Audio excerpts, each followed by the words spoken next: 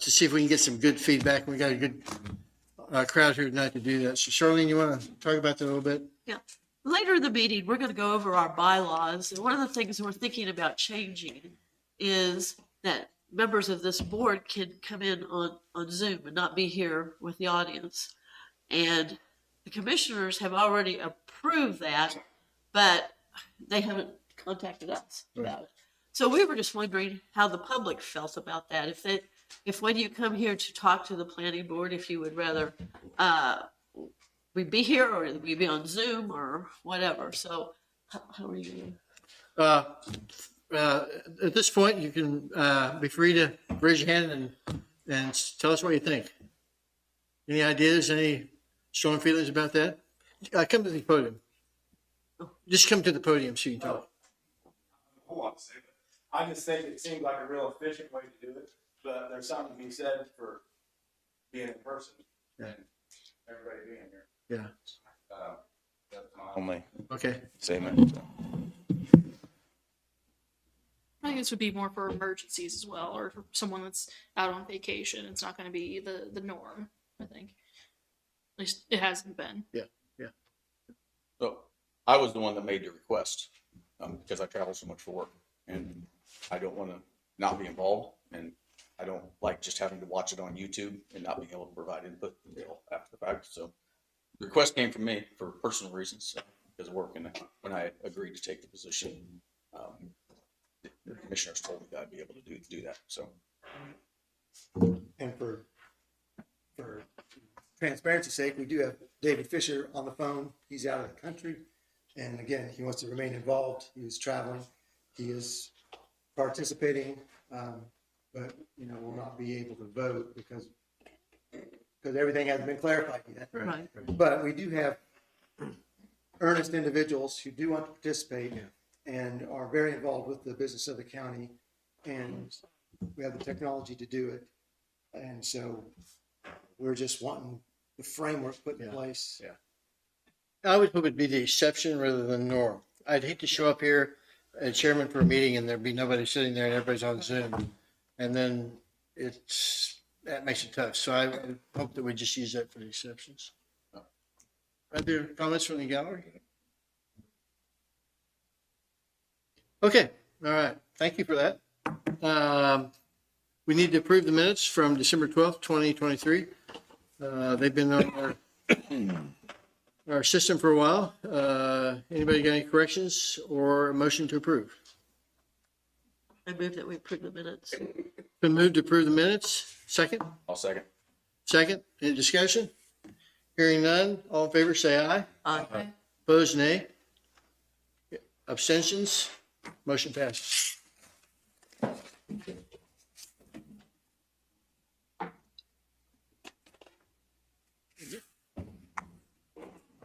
The first agenda item is election of the chair and chairman for the next term.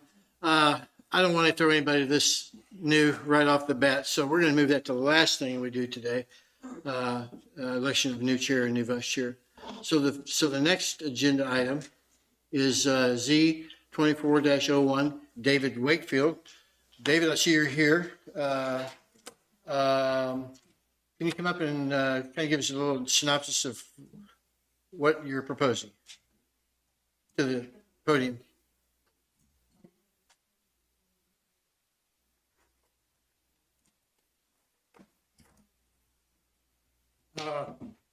We're proposing I guess you call it a lot split.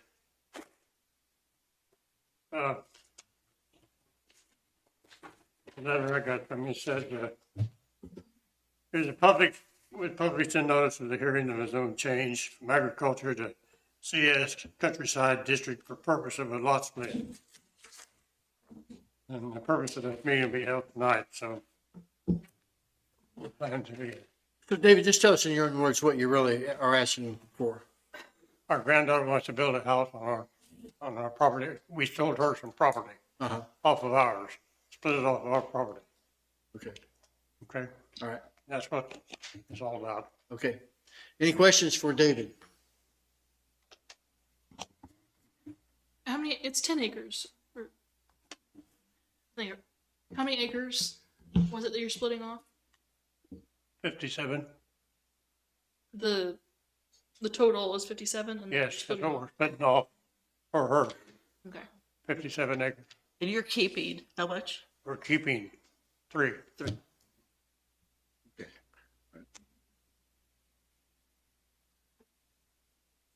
Any other questions for David? Anything else?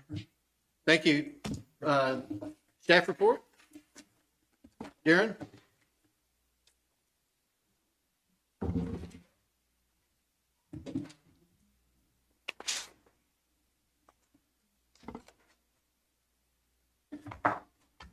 Case number Z 24-01, David Wakefield.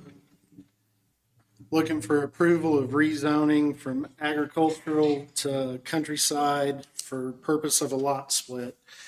Applicant has been approved for a lot split of 3.16 acres to keep and sell the remaining acreage, 55.63, to family. Under current zoning, agricultural, the parcel is below the minimum 10-acre size and requires rezoning as countryside. The proposed zoning change conforms to the characteristics of the neighborhood by providing the combined usage, neighboring agricultural zone properties, and are of large scale. Property is suitable for permitted use of the proposed countryside zoning and will not negatively affect nearby properties. The proposal rezoning of the land creates no change or effect of surrounding properties and not create any additional infrastructure needed. The proposed change conforms to the comprehensive plan by allowing more land to be kept in a large agricultural parcel and not change to a residential designation. The standards that should apply are listed in Article 20 and with proper findings as required in Golden versus the City of Overland Park. Staff recommends approval of the application. Questions for David from the commission?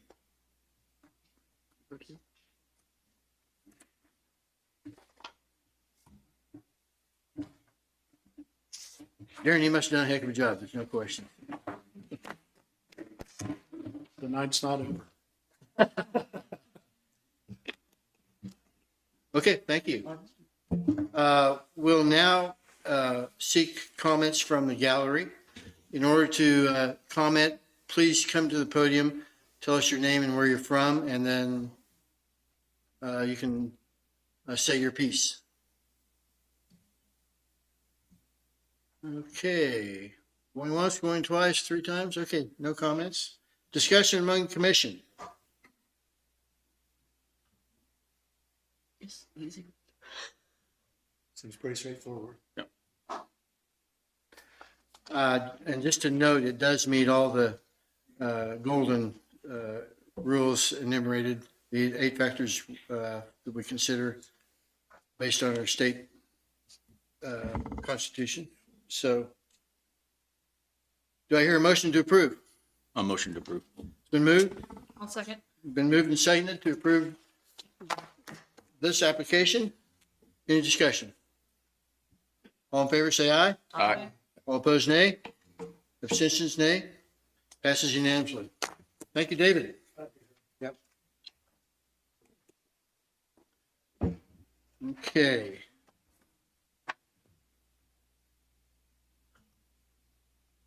Item number 2, SD 23-04 Sunshine Meadow. Is there somebody here to speak to that proposal? Please come to the podium.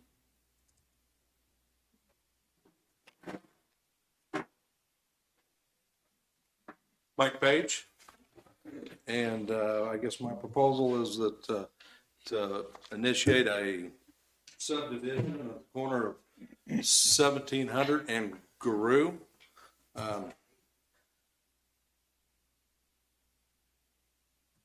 I guess that's SD 23-04. There's a 40-acre plat there, and we'd like to divide it into 10 plats. There's an existing home there that's about 50-60% complete, and it was started by another individual that I guess sold out of it. I don't know, anyway, didn't get very far down the road, so it's kind of distressed and has been distressed for a couple of years, and we're hoping to pull it back and make something of it. Anything else? No, I think Darren's got the proposed subdivision plat. Yeah. I'm sure the Please remain there. We'll ask if the commission has any questions for you. So do you own it now, or are you going to purchase? No, I think we might be breaking ground here. The contract is contingent on that being subdivided. The concern is the home that's there is not going to support a $250,000 piece of property being sold with it, so it's going to be, So that home will be one of the 10 that, that's probably one of the 3 to, yes, one of the, on the 3 to 5 acre tract, yeah.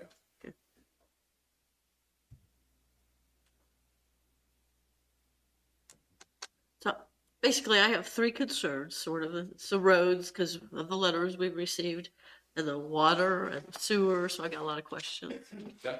Okay, you know a lot more than I do about this stuff, but I'm gonna ask you. So have you had percolation tests done? County doesn't require percolation. Very few counties, being a state sanitarian and a sanitarian, very few do percolation. Probably more appropriately, does it meet the requirements of the county for sewer? And yes, there's already been one installed, and sanitarian passed it, and there was no issues with getting a sanitation system in there, no. So you would have eventually like 10 septic tanks. So Mike, just to educate me, why do most counties not require a perk test? I think the trend over the last 30 years, a lot of times a percolation test is influenced by the saturation level of the soil when you're doing that. So most of the time, if a heavily regulated community will come in, we're licensed in Douglas and Cass and Miami and Johnson and several other communities as if we're working there. But anyway, they'll come in and do a soil profile and then analyze the permeability of the soil and see what's going on and see what's the best system to install in different places. But there is a system on this house. It's a brand new system that was obviously inspected and passed, so. Other questions for Mike? Oh, sure. I have a lot. Okay, good. Okay, so the water test, could you explain what, okay, the person who did it said you'll only need the 1.5 inch line. Is that if you put in 4, but if you go ahead and put in the rest of them, you'll need a 4-inch line? I'm sort of confused about how he worded that. And that document you're looking at is from the water district? Uh-huh. Okay, so the very first thing we would have done was to approach the water district to see that whether it could be serviced with water in that amount. And anyway, yes, we had a hydronic study done by an engineering firm, Midwest, down, which is the one that Rural Water 3 uses. There's a 6-inch main at the intersection of 1800 and Guru. It goes north and east. And his analogy was there could be 4 meters added on the first phase of this. And then the line from 1800 and Guru would need to be upgraded at, I believe, 2000. It might have been a half a mile, but a half mile back to the north in order to do the second phase of the subdivision, add the last 5 meters. The home that's there is on a meter currently. But if you're going to actually develop phase 1 and phase 2 of this, it would have to be upgraded. The water district, I think I sent the meeting notes of that. The understanding was we would be responsible for any extensions required for phase 2 of it. The property already has a water main down the east side and down the south side, but we would be responsible for any extensions from that. But the water district would use the revenues from the meters to upgrade that line from 1800 south. So if I understand it right, you've really got water coming in from 2 different sides. Actually, no, it's coming through the property and then turning and going across it. Oh. Interesting you should ask that. We serviced that district for 20-some years and operated it for 10. There's a creek crossing out that could have been ring fed, but, it's being read from, and honestly, the way they run their check meters, it's divisive that we don't reinstall it, but it will need to be upgraded for the last 5 meters could be installed. So how do you plan on developing? Are you planning on developing like all of it at once, or are you gonna do it in stages, or? Well, I put a 36 house development in Parker 15 years ago, and we're working on a 7th or 8th one now, so one would assume it, however the market would bear it, but I would assume the 5 along the roads, 1700 and Guru would be the ones developed first, phase 1. And then as the market bared, then we would open, the requirement would be, I believe, a county road and, with a cul-de-sac at the end of it, and we would have to do a water line extension up to it as well in order to service those west 5 lots. I know people have concerns about like the roads, because actually one person made a really good point saying that if there's 10 new houses in there, everybody's going to have at least 2 cars, maybe 3, and that's going to add that much more traffic. But 1700 is paved. Which is probably what brought the development to it, so. Right. But I mean, then the other thing is, though, is if you're coming from the north, how many people are going to go west and then go back down and come back? I mean, that was a good point I thought that the person made about how much more traffic that would bring into a neighborhood. So, but.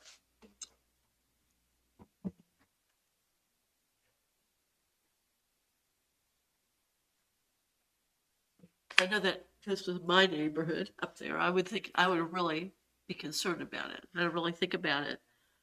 And then, I'm just torn because I talked to Darcy, who's the rural housing champion here in Linn County. And she talked to me about how much Linn County needs housing. And we have, openings in doctor's offices and schools and all that because we don't have enough housing. So this is a really tough issue here. We've been involved in near 20 new spec homes that went into Osawatomie, which would not have supported that 5 or 6 years ago. But now there's housing need there. Linn Valley, 10 to 15 homes has went in there. Lacine's reached and looking for a house. What the niche of this is, a lot of people would like to live other than, say, just in town, but it's unaffordable to spend $8,000 an acre for small acreage and live out in the country to buy 40 acres. Like I said, this house would be on $250,000 piece of property. And then you have a house on top of it. I mean, $200 a square foot, this would be a $700,000 estate. And I mean, the house is going to sit there. I mean, nobody's going to finish it. It's in that kind of repair, but it would offer an opportunity for some people to have affordable living outside of the cities, if that's what they want to do. And I think the new comprehensive guidelines kind of promote that. Is that correct? That's what I was told when I first started looking into it. So what would the price range for the houses be? I don't know if there's going to be any deed restrictions, but one would assume if you were going to spend the kind of money it takes for the infrastructure, as you pointed out, the water, the sewer, the electric, the drive, and a piece of property in the country, you probably wouldn't build a very low-end home on it. It'd probably be a mid-grade home. I don't anticipate them being, if I were guessing, and that would all it would be, but probably somewhere between $350,000 and $400,000 homes, I'm guessing.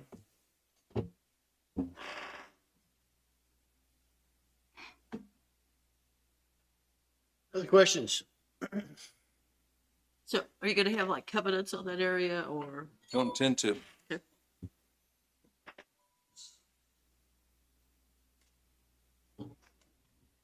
Paul? Back to the septic. It has been brought up a few times that although that one system was approved, 10 systems aren't on there. And it does seem to be fairly shallow soil. I don't know, but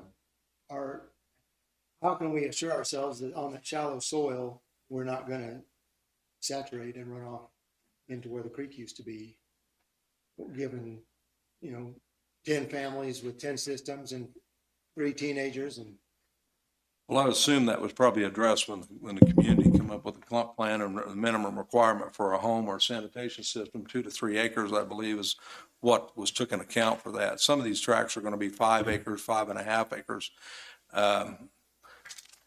There's a lot of areas with a lot heavier saturations. I mean, if you move into Goodrich and some of the more unincorporated communities, you've got a postage site stamp that in our guidelines and having worked all over, believe me, I think they need to be reworked a little bit because I mean, honestly, we have pretty much you can do a lagoon or a conventional system in there. In a lot of the other more regulated communities in the north, you get into some alternative systems, but we're meeting the guidelines of the requirement. I mean, that would be up to the sanitarian to say, hey, wait a minute, no, we've got an issue that's not adequate here, but I don't know that if there are sanitary rules in the county that require us to do that. I personally have some issues with some of the systems I've seen put in, but they met the requirements of the county, so I don't know we had any leg to stand on, but I feel like you should leave a filter media between you or your effluent and the rock, but I think that's for a different discussion, but otherwise you have no way to get the E. coli out of the effluent. I mean, it's went through a treatment process through the aerobic portion of it, but it's not really filtering. And once that effluent reaches the rock and starts traveling, it can be a problem. So we tend to install them at a different level, but I mean, we probably need to address that as an entire community. It's like, how are we doing this? Because a lot of the other communities have reached out and done that. This gets to be a pretty deep subject, as you know, but, and we build these septic tanks in Parker and we can do aeration in them. We can do a lot of things that enhance the process, but they're not required in the city, the county. I think right now I keep looking at Darren, but because I'm not real certain, but it's 2 to 3 acres is what's required. Some of these tracts all of them are 3, I think, are proposed to be 3 and up to 5, so. But anyway, I don't know really how to answer that other than we intend to meet the requirements of the county and exceed them, so. So we don't do subdivisions very often. I haven't done one in a long time. So that's one road going in there, right? The other ones are coming in from the other roads. It's bordered by Guru and 1700, and then coming off of 1700, a quarter mile west of that intersection, there's a proposed, what will be a county's road up in there with a cul-de-sac on the end of it to access the 5 west lots. So that's a county road now. It will be, yes, and it'll be required that through the standard, your standards, that it be engineered and constructed to the county standards, so it may be turned over to the county for 911 addressing. So it won't be like a paved road going in there because like some subdivisions have. Okay.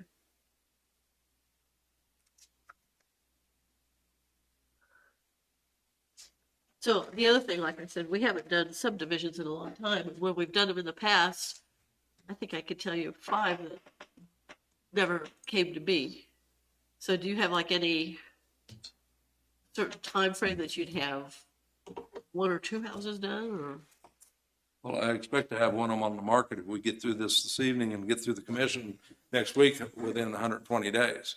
The second one like I said, as the market bears, and if it sells and moves, we'd probably start another one in there before the end of the year.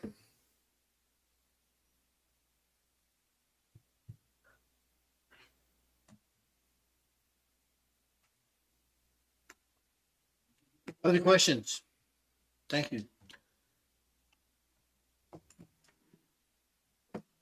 Hearing none, we'll ask Darren to come up and give staff report. Thank you, Mike.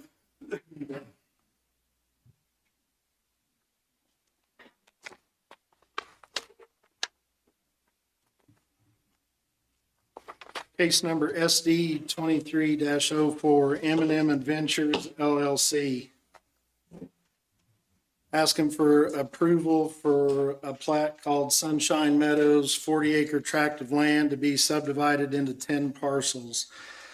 Notice was properly posted in the official county newspaper on December 20th, 2023. And in addition, notice was sent to owners of all properties within 1,000 pursuant feet to state law and the Linn County zoning regulations. So Mr. Page presented two options for this plat. Option one, this is a 40-acre parcel that is being divided into 10 parcels of a mix of 2 to 6 acre tracts. With the splitting into 10 separate parcels, a major plat is required. At this point, this is just a preliminary plat to move forward. The applicant is seeking approval before purchasing the property. The developer will have one ingress and egress for access to some of the parcels of the property. The applicant has indicated the location on the survey. Each parcel will have a septic system installed, location to be determined when parcels are sold. The plat is being asked for with the intent to sell the parcels. Option two, same as above, with the exception of one parcel being reserved as open space. In the subdivision regulations, section 5-2, dedication and reservation of public parkland.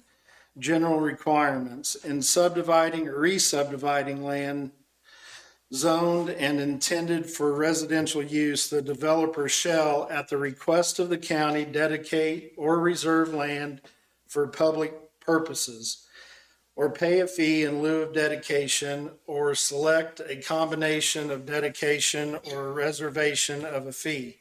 The method chosen to meet this requirement shall be determined by the developer with consideration given to the standards set out in these regulations and the recommendation of the Planning Commission. Findings: the proposed use of the property will be rezoned to countryside. There are other tracts of land near the proposed location that have been split. The proposed change may detrimentally affect nearby properties. Property may adversely impact existing infrastructure. Proposed use conforms to the comprehensive plan. Option one, there are open spaces due to tracts being of large size than a normal residential lot.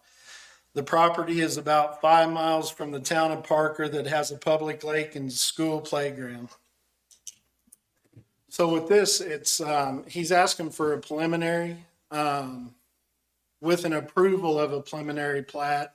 He will go back and have an actual plat done with engineering. It'll show the road. We'll have more information on the road at that point. Sanitation, I heard a bunch of questions about sanitation. The minimum size acres for a sanitation system is 2 acres. I've asked in the past if the county would adopt doing perk test or even soil samples. I was told no, not at this time. So here we are. Darren, explain to me how we decide which track we're looking at, the option A or option B, We're looking at option one. the one with no park. Right, No green because space. of larger tracts of land. Okay. And so why were we even looking at the second one? We're not. I had to show that there was an option two. Okay, all right. Okay, so Commission, we're looking at the one with the no green space. Questions for Darren? Oh, and also in the sanitation regulations, any lateral field has to be 100 feet from any pond or any type of water. It is not in a flood zone.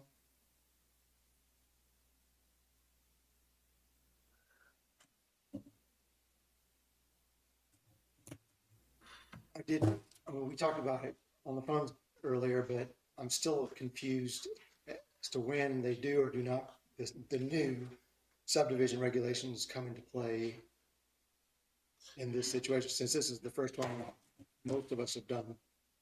So, street layout is addressed in Article 4-301. And it's subject to an exception that can be presented to the Board of Zoning Appeals for whether it needs to be paved, chip and sealed, or can just be rock.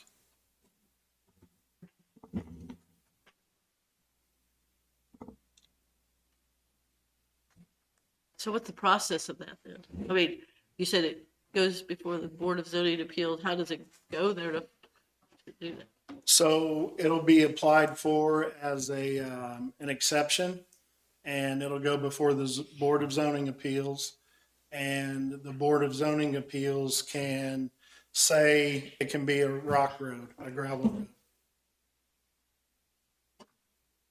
Or hard surface if they so desire. Chip and seal or pave.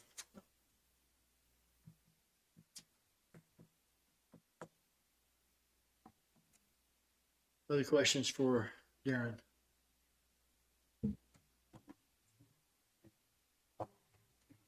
Morgan, you got that look like you want to ask a question. Doing okay right now. Okay. Did you make your recommendation at the end of that? No, staff recommends approval of the plat, Okay, of the preliminary plat. I couldn't remember if you did or not. I just, Sorry. okay. Okay, last call for questions for Darren. So far. Make sure he didn't have anything lingering. David would like some further explanation on how this is preliminary and what next steps are as far as if we give it a green light tonight. If you could just elaborate on what you just said. So if it's approved tonight for the preliminary plat, he can move forward with doing the final plat, which is the Mylar copy. Would have to show on the plat map, like entrances, and why is my mind blank? An engineered stamp set of drawings of the plat. So Darren, since this is all kind of unfamiliar to all of us, since we haven't done one in a long time, would it come back for a final approval to the It would commission? come back to planning and zoning for final approval before it goes to the commissioners. Okay. So will it have all the utilities in there, the easements and all that? Yes. Phase one says the phase two portion of it will be utilities along parallel with the county road, the driveway back to it, so.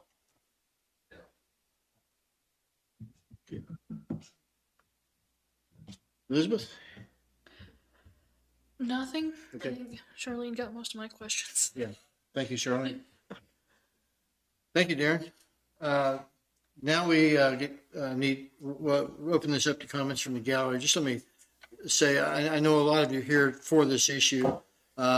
We don't want to be here till midnight, so I'm not going to put a timer on you, but if you'd make your comments brief and to the point, and try not to repeat what else has already been said.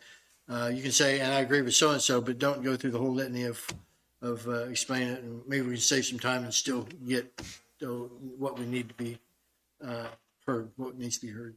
So, And also, please direct your comments towards us and not to the audience.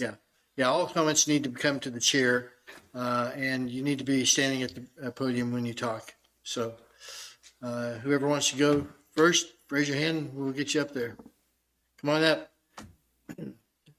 And state your name and your, where you live and your concern. My name is Shirley Kinder. I live directly west of this proposed subdivision. And we have lived there 2 years. And 2 years ago, we sold a property in Miami County, and it was contingent on a perk test. And in the process of buying our property, we got a copy of the soil map for that section, because all we did was we bought this section. This is the section that he wants to buy. And if you look in the middle of this, this is it's coded 8301. And this is a soils map. I don't know if you have access to this, but in this soils map, it says verdigris seal loam, 0 to 1% slopes, frequently floods. And I truly question whether lateral lines will go through a lot of rock that lives there. And I truly question whether you know, if, because there's a creek there that dumps into another creek that flows through other properties. And that is a huge concern of mine. And another thing I would like to bring up, is this really where you want the growth in your county? This is historically, you know, we expected a house on that property, not 10 houses on that property when we moved there. It is a nice, beautiful, quiet, wonderful place to live. We are very glad that we moved to Linn County, but honestly, I don't really think that we would have moved there if we would have had a subdivision of 10 houses next to us. And I think that's it. Thank you.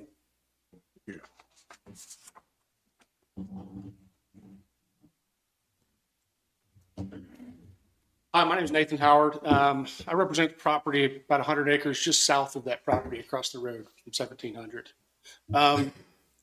You know, I was excited to come here tonight, and I think there's a lot more questions to be had here than we got answers. For one thing, the 8 to 10 houses that may be on this property will begin in phases. How long are these phases? We could have property being built there for 10 years. We could have one house being built and it not sold, and then there's one house there with nobody living in it. And now we have 2 houses there. So I would question another thing I would question is the estimate of these houses being $350,000 to $400,000. Not in Parker, Kansas, I'm sorry. Not on 3 acres. It's just not gonna happen. So the individual who bought that property and began to build that house had the money originally to build that house on the property. So if that was to continue, then sell the property as is. It was mentioned that there's other properties in that area that have already been split. I would like to know what other properties, because I know almost every landowner on that road. And there's no other 2 to 5 acre lots. This is agriculturally zoned property in the middle of agriculture, Linn County. And everybody who's owned property there to this day and has lived there has owned that property for decades. I provided you guys an email a few weeks ago. And I laid out in there that I looked at the Linn County vision, needing housing, needing this, needing that. That's great. Revitalize Parker, Kansas. Revitalize Mound City, Kansas. Revitalize these other towns that are already existing residential properties. If you want to bring people into the county for jobs, you're bringing people into the county for jobs. They can't afford to come here for jobs and spend $400,000 on a house. These are people that want to live in the country from Johnson County, Kansas City, Missouri, that come down here on the weekends and have a little piece of the country. That's all it is. People living in Parker, Kansas are not going to be able to afford $400,000 houses. It's plain and simple. And that hasn't changed for the 25 years I've lived here. Everybody that lives there has something to do with agriculture, or they have a big plot of land for that purpose. Not to see 10 houses across the street, 300 feet from the road, from the county road. I remember when that road was paved. It used to be gravel. And it was great for the farmers because they didn't have to go in potholes. They didn't have to go in the ditches. They didn't have to do any of that stuff. Finally got a paved road to move from field to field. There's other options for these subdivisions than in the middle of rural Linn County. Because I can tell you from the beginning, if this 40 acres is zoned, this is only the beginning. I have 100 acres right across the street. What if I want to zone it residential? The precedent's going to be set. There's going to be no agriculture land. There's going to be no prairie land. There's going to be none of that. The next thing you know, Parker, Kansas is going to migrate 7 miles south, and everything is going to be incorporated in city limits. It's not going to stop here. It's going to continue if you guys approve this. Wait a minute. See if we have any questions for you from the commission. I have one. You're just south of this property? Right across the road. Are you farmer, rancher? What's your, Nope, my family has owned that property since 1981. They have horses, cattle. There's a creek that runs through there directly from the north. It comes right underneath the road on a bridge and comes right on the property. so you're using agricultural? There is. There's horses there right now. Had cattle in there, yes. Okay. Any other questions? Thank you. Thanks. Anyone else?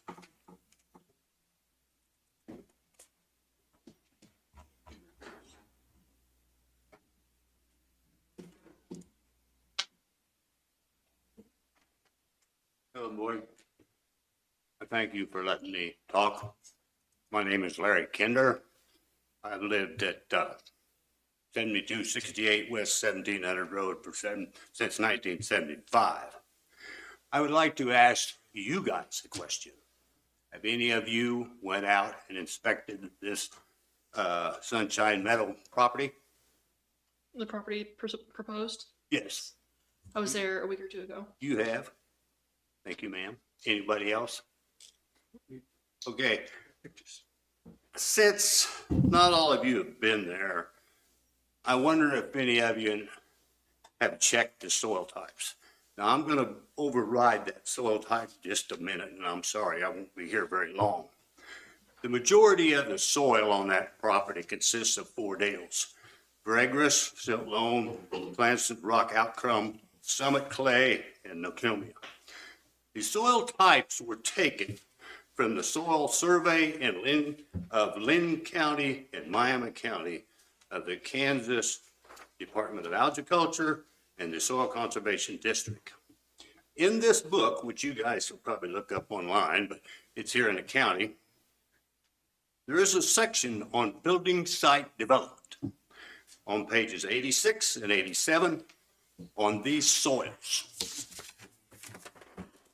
This is broke up into dwellings without basements, dwellings with basements, local roads and streets, shallow excavations. Now, I'm going to give you a little bit on these soils. Clarison, dwellings without a basement. Severe large stones, dwellings with a basement. Severe rock depth, large stones. Local roads and streets, severe low strength, large stones. Shallow excavation, shallow depth to rock, large stones. Summit, dwellings without a basement. Severe shrink and swell, dwellings with a basement. Severe swelling, wetness, shrink and swell. Local roads, severe low strength, shrink and swelling. Shallow excavations, extremely wet. Fergus, dwellings without a basement. Severe floods, dwellings with a basement. Severe floods. Local roads and streets, severe floods. Shallow excavation, modern floods. Nokumia, dwellings without a basement, moderate shrink and swelling.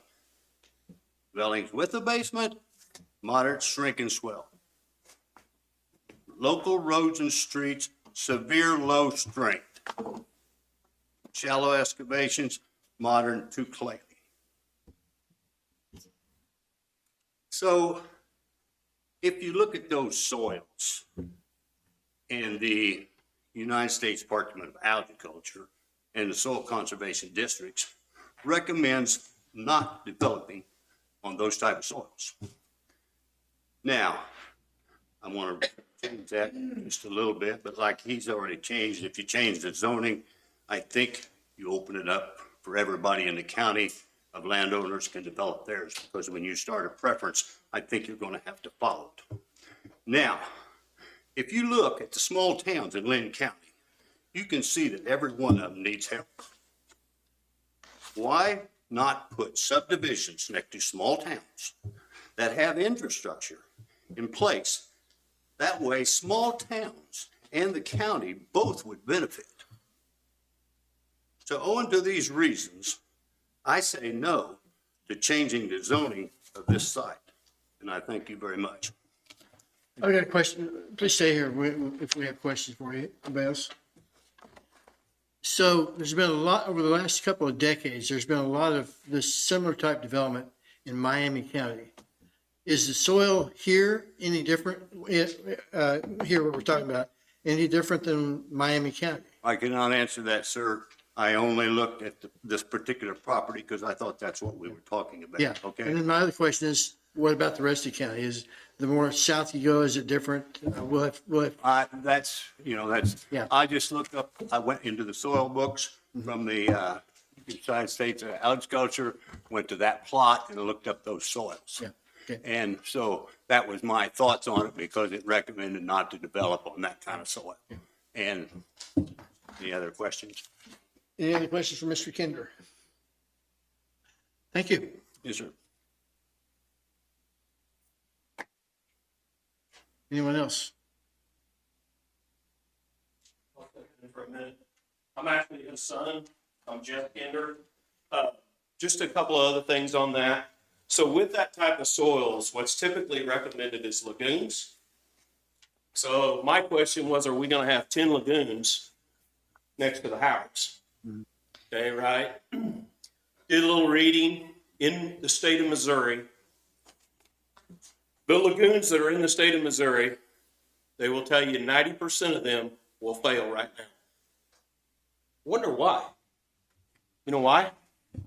Because it's left up to the landowner to mow them and maintain them, and nobody's policing them. So if we allow 10 lagoons, right, for people who don't maintain them, we already know 90% people don't, that probably wouldn't be real nice to the Harrods right next door. So I moved back here after 27 years. I live west of Centerville, grew up at my dad's house, 1975. I built a new house here. I have watched new feedlot come in right east of Centerville. And if you went down and talked to Kim and Gary Armitage about the semis that go by their house and how we affect neighbors, right? And I think it's great. I think it's great that we created jobs in Linn County. But we also have to think about how it affects our neighbors. And my concern on this deal is the infrastructure. First of all, we are talking about the rural water. That was put in when I was probably 7 years old. I'm going to be 55. So that's how old those lines are. So, we have a piece of property that obviously somebody's gotten in trouble on.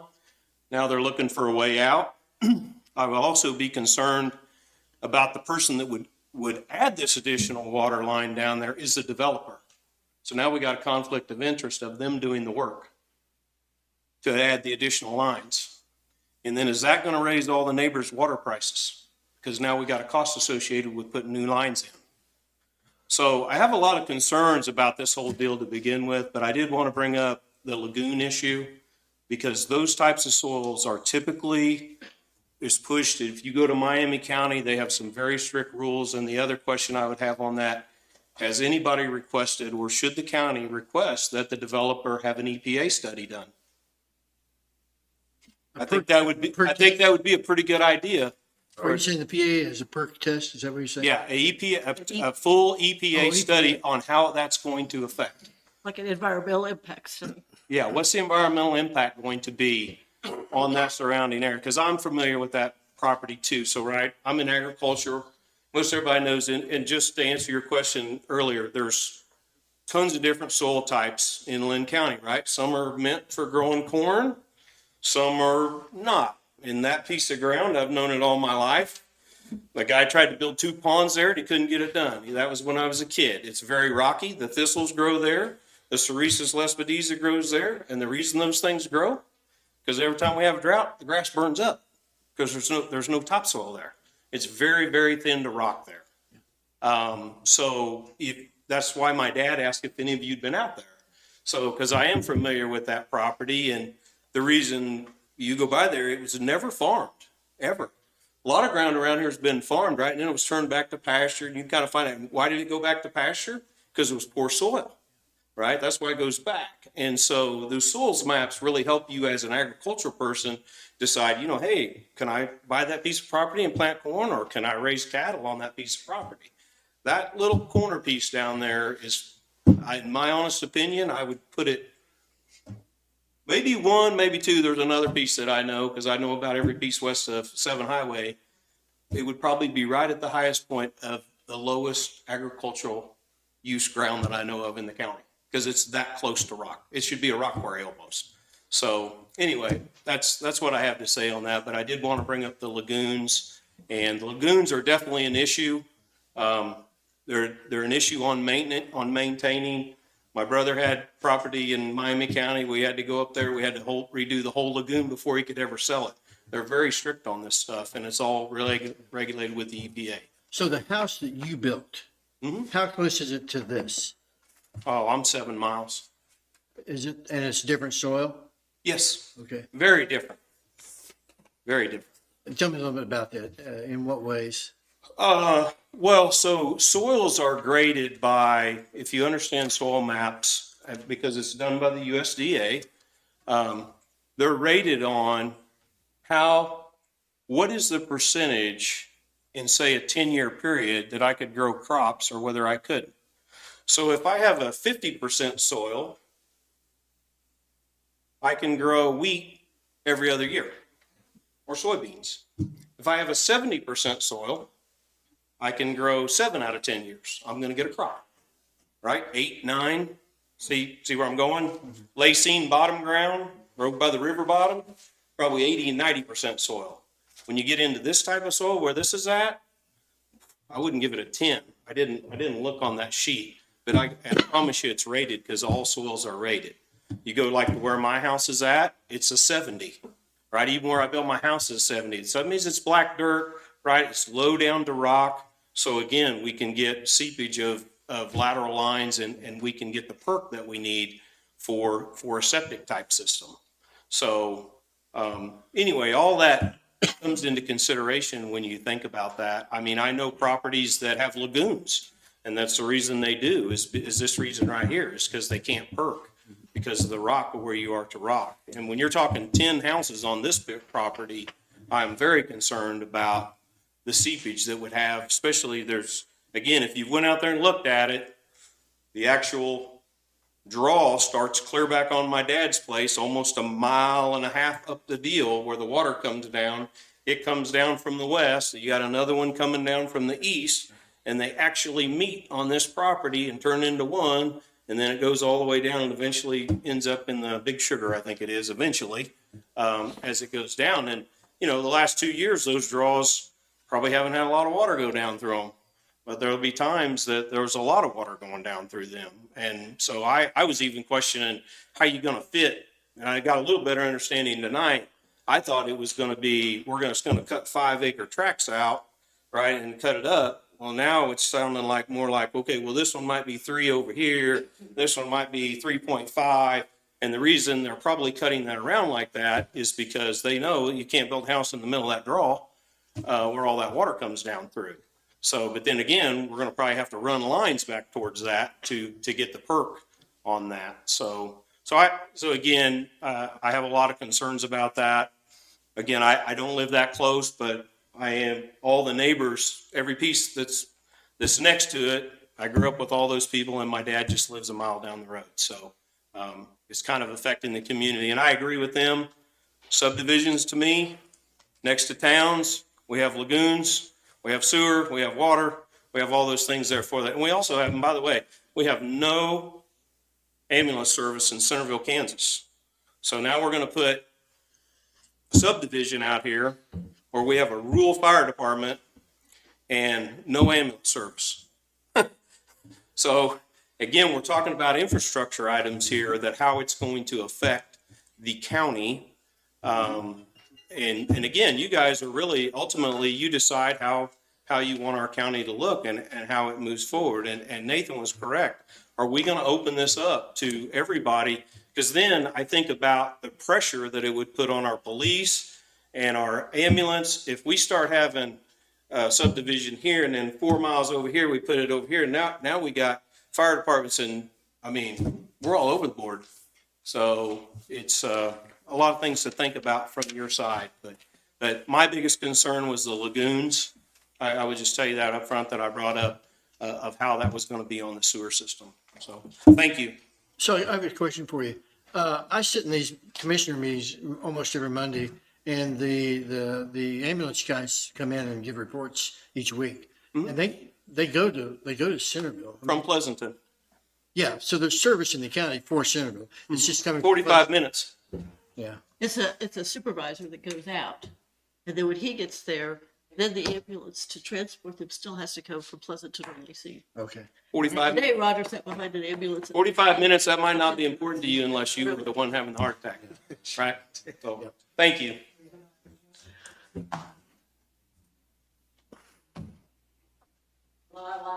You're allowed, certainly.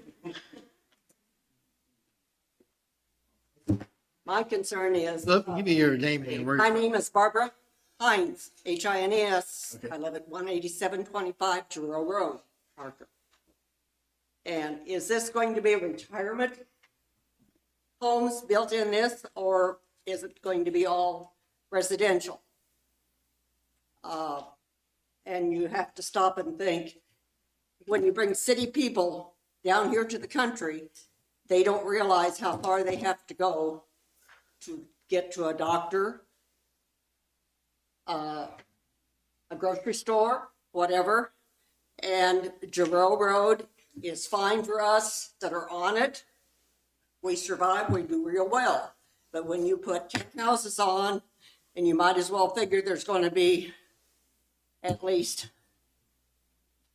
no less than 2 and more likely more than 4 cars coming out of every house that has to go, and Giroux is directly north to take you towards the city. It takes you up to 169 to get on at Osawatomie. So, but my concern is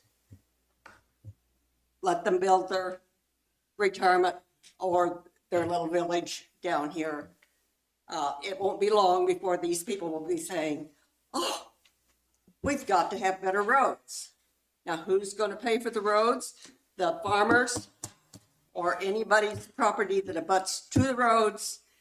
It will be assessed against your property in the way of taxes. Same way with sewers. Oh, we got to have sewers.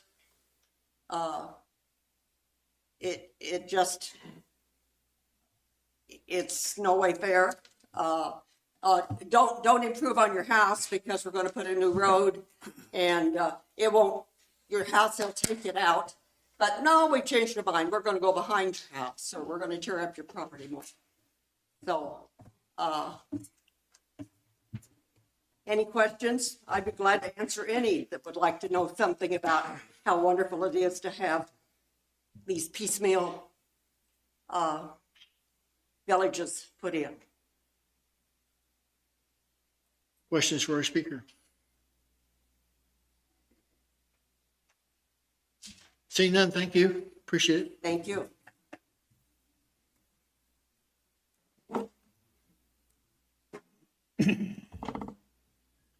Anyone else? What ensues from here is a discussion among the commissioners. You're more than, it's a public meeting, you're more than welcome to listen, but you can't comment. You have to remain silent while we do our business up here.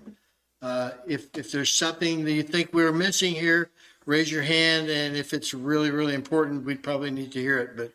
But please, if you want to speak while we're discussing, it better be very salient to the discussions we're having. Just ask you that so we can keep order as we discuss this. So, Commission, what say you? Can we ask Mike to come back up? Yes. Another question? Yeah. Michael? Do you mind? Obviously, everyone spoke about their concerns about septic systems, lagoons, whatnot, and you spoke to it a little bit. So obviously I would imagine that there's no one else in this room that's installed as many of these systems as you, and understanding that's kind of a biased opinion because you're the developer installing them. Short of the fact that you may or may not agree with our county regulations, which is not self-serving in this instance, by the way.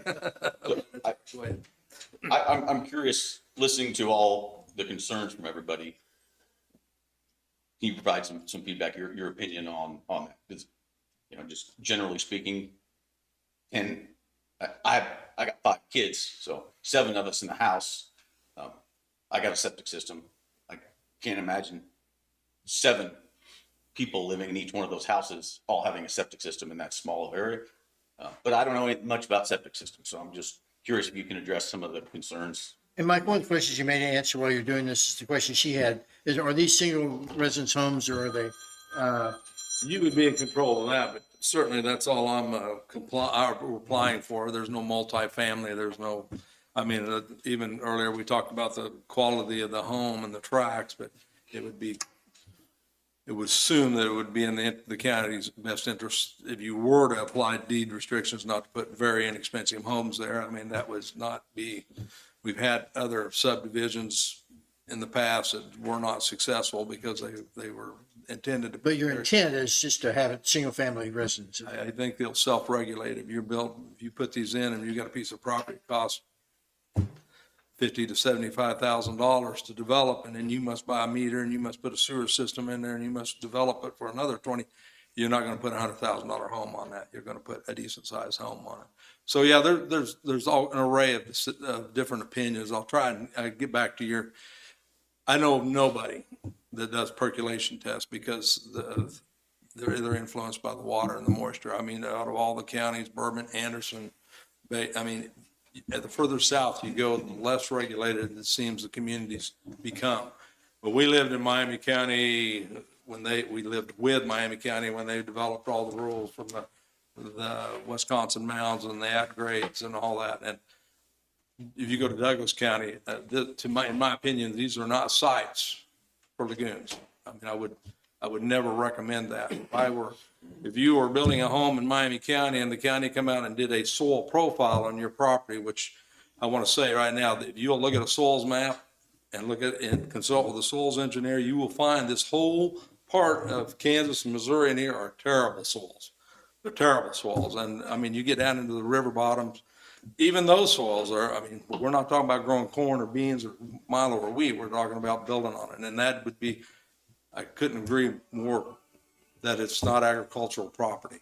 It's just terrible agricultural property. It wants to grow hedge trees and thistles. So to me, I would think it would lend itself for development. However, back to the sanitation part of it. My sons and I have state certifications we maintain continued in. We do soil classes almost always yearly. And then we have to have more continued ed to do in different communities to keep the sanitation. We own the sanitation field up there. To be clear, my wife and I are M&M Adventures. My sons are the people that would be doing this. That's them. I don't even own a portion of a piece of that any longer. I've sold it to them.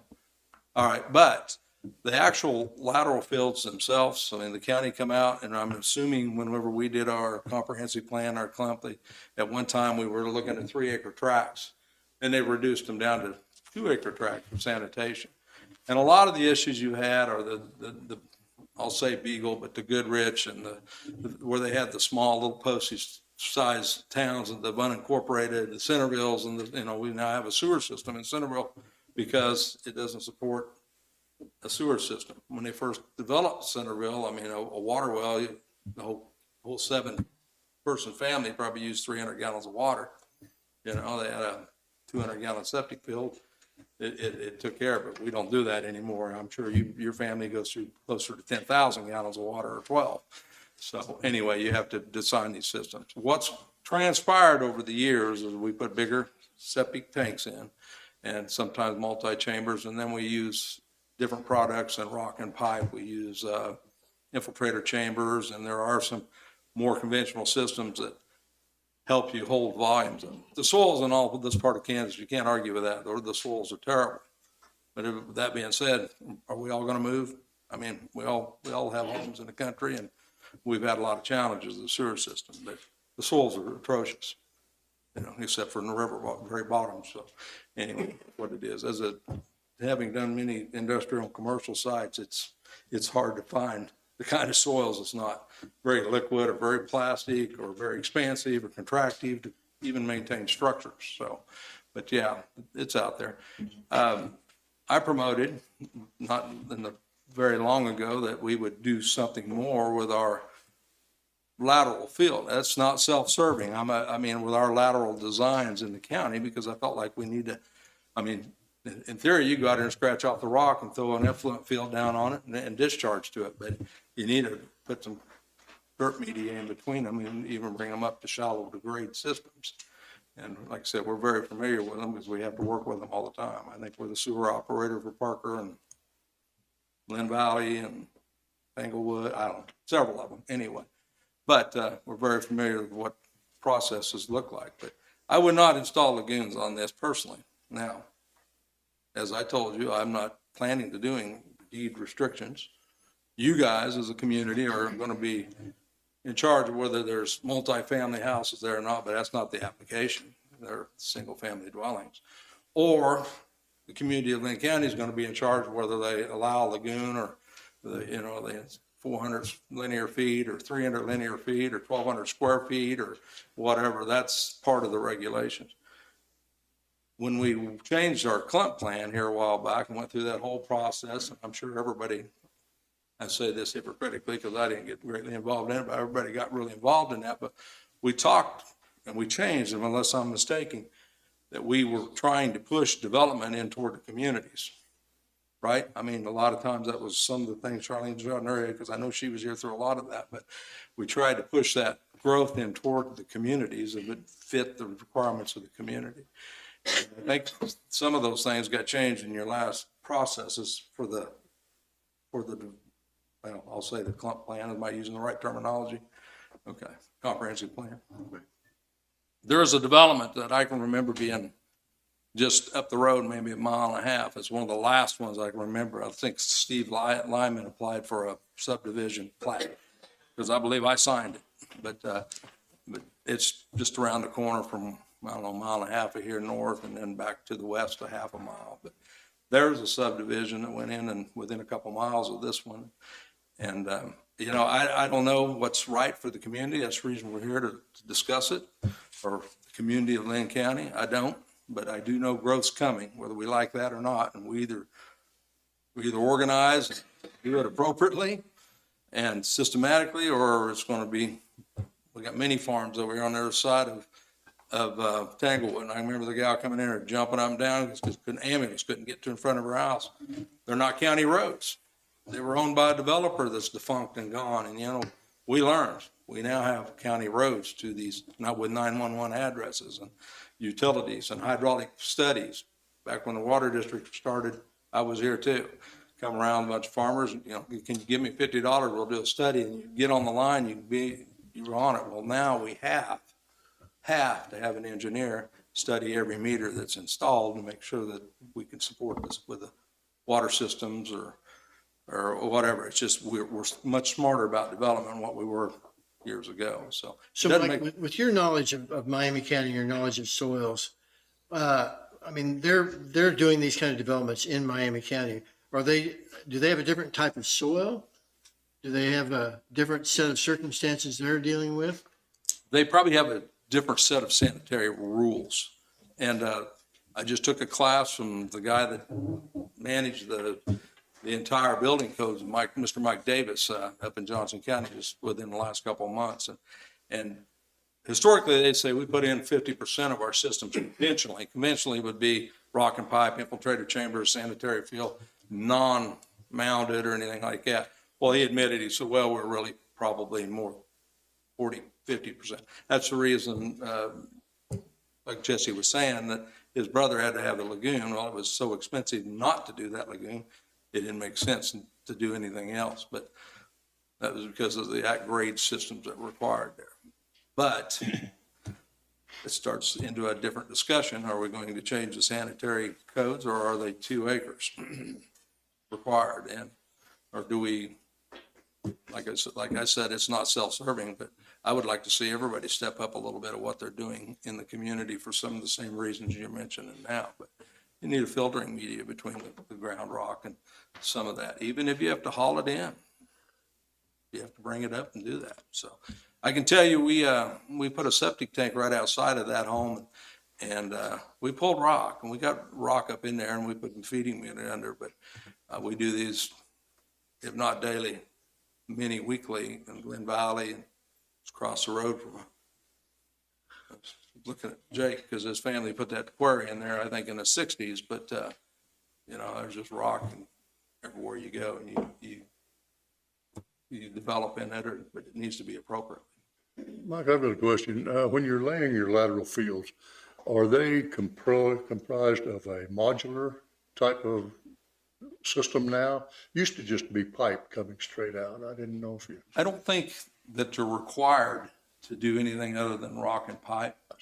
But typically, you'll see that people, typically the sanitarian will take an account for an infiltrator chamber, which is a composite chamber that they've developed them a long ways over the last few years. That we have to lay them appropriately because Thank you. we've learned over the years, if we lay them where they create heat pressure, they will blow out. And you'll have surface discharge, and anybody's ever been around that is an unpleasant odor. So the purpose of the chambers are to do what? Well, they actually hold more volume because they're just, say an H10 is a 34-inch wide chamber, is 4 foot long, and they're about 16 inches tall, look like half of a corrugated culvert. And they're designed to set up in there, and then you make them level. But that whole area inside of there is void. It's not full of rock or pipe or anything else, so they have a lot more volume to hold whenever you get saturated and let's say the groundwater gets up or you don't want it to have surface discharging. You go to these classes and you don't think about it, you change the baby and you got sewage on the ground or in a lagoon that's not fenced. And next thing you know, you're changing the baby on the couch that the dog just ran through, sitting on the couch. You know, it's just, it's a very serious issue, but it's probably not something we're going to completely address here. But I mean, I feel like it needs to be stepped up a little bit in our community, but we actually, when we did this last revision of comprehensive plan, we moved from a 3-acre tract to a 2-acre tract. But like I said, these are 3 to 5 acre tracts. So as far as the saturation, it's much higher than what could have been requested. Could have been asked to be 2-acre tracts, but it didn't make sense, I don't think, for the property. Okay, thank you. Thank you, Mike. I think I have one question coming from David. I think it's going to be for Darren. Where's Darren? Darren, our fearless leader. Okay. Is there, to kind of put some of these questions, maybe from an objective party to rest, is there a soil test that we could do or could request, or do we have latitude to, and this isn't a CUP, so we can't just, put bullet points on it, but. Right, and I don't see why the commission couldn't ask for a soil test. This commission? Yes. Sorry. Sorry. I went straight to Monday. Okay, so I just wasn't sure if that would help put some of the questions to rest, if that was even an option for us and where that would slot in to the approval process. Yeah, I don't see why it couldn't be asked of them to do a soil sample. What would that soil sample be? What would that be? So what they would do is somebody would come out and dig a couple of areas and pull soil out of it, and they'd take it back and test it. That's not really gonna tell me anything. May somebody, but I mean, I was thinking something along, there's gotta be a sanitation expert that you get a third-party opinion besides the developer, obviously, to provide for us. That would be more value to me than a soils test. They've already said the soil's shitty. And I could call KDHE and see if they'd send somebody up. Yeah, I was thinking, we can do the sample and then we can get somebody to interpret it for us. I mean, I don't think any of us have that kind of expertise. Say, okay, here's a sample. What does it really mean to us? Yeah. We'd have to have somebody, some expert bring in to help us with that. It's like 30 years ago when we were building our house on our 160 acres. The county, I contacted the county and they came out and they looked at my farm, checked my soil. They did a perk test. And at that time, my soil was not compatible with the field. So we put in a lagoon. And we've had the lagoon all this time. So in your case, the perk test did Perk give you the information you needed. You can tell I have a good soil out there. Any other questions for Darren? I don't have a question for Darren. I just want to make a general comment as far as the comprehensive plan. There is slated areas in the maps in the comprehensive plan for rural residential development. And this property is slightly outside, but only maybe by about half a mile outside of the area that has been mapped for rural residential development for Goodrich. So I know there was some concern stated that, you know, if we allow one thing, then the domino effect happens. The domino effect is abated by the comprehensive plan because we're corralling it into these rural residential districts that are within close proximity of existing areas. So I'm sure it's not a perfect system, but it's not out of bounds. And it is intentionally put there so that we don't have, you know, a cascading effect of things developed. But that said, one of my initial responses to this is it seems like an apparition. It seems like it's in the middle of nowhere. If I imagine 10 houses right there on that road, my mind always goes to those identical houses outside of Fontana, just to 1095 by K7 there, that they're just, and it's like, where did those come from? So that's just my gut response to the visual. It's not a comment on its potential or anything else. That's just a thought on the horizon. Darren, do you recall why that residential rural area was drawn the way it was? Half a mile from where the proposed. I was here just as the comp plan was being adopted. I wasn't here when any of the maps were drawn up, so I do not have an answer. And I was on that committee, but I don't remember either. Charlene, you? I wasn't on there. Roger was on there.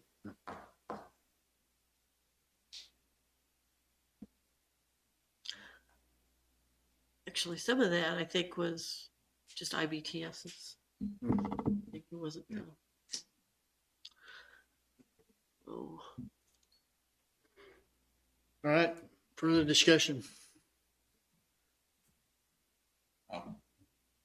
My personal opinion is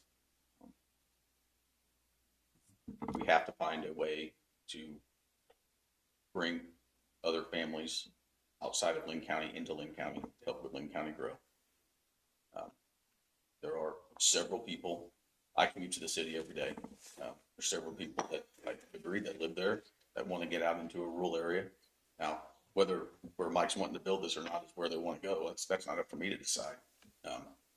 I don't, if it checks the boxes of our regulations and it checks the boxes of the sanitary regulations that we have in place, there may be the issue of whether or not our sanitation regulations are stringent enough is not this conversation.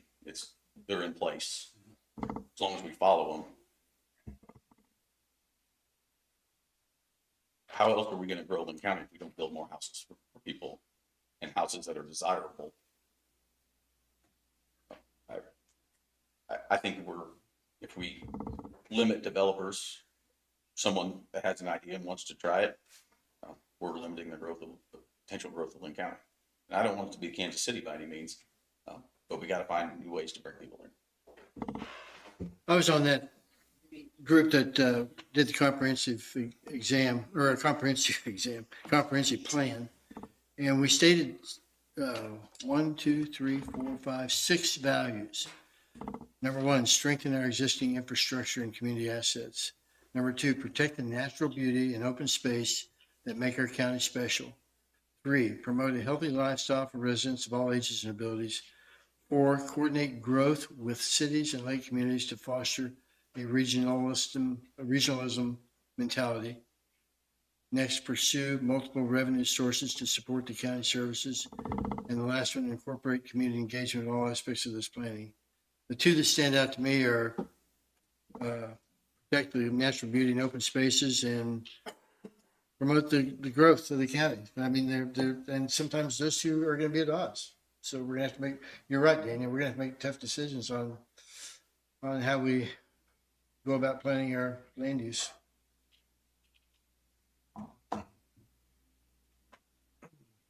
Before we vote, there were a couple people that had their hands raised. Oh, I'm sorry. Sorry, so I just have one other thing to add. Come to the podium. Can I stay here? No, because we've got each on the recording. It dies on YouTube.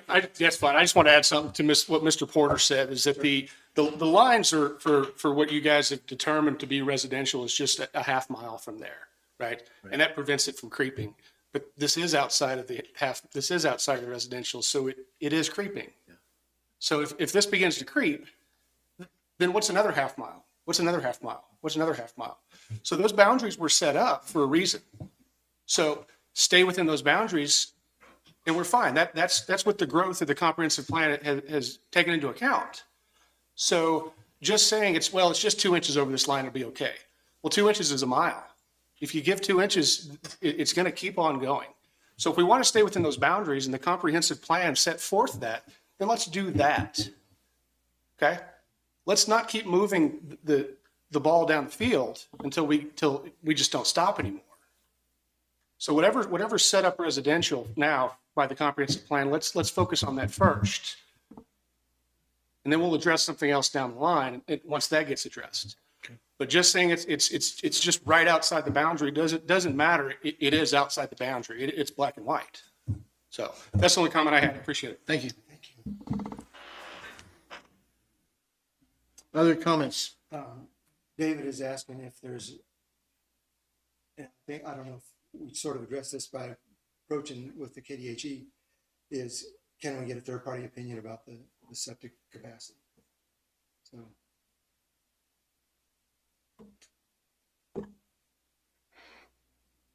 Who would do that? Where's Darren? You want to repeat the question? David is just asking if we can get a third-party opinion on the septic capacity. Like I said, I can call KDHE and see if they'll send somebody up.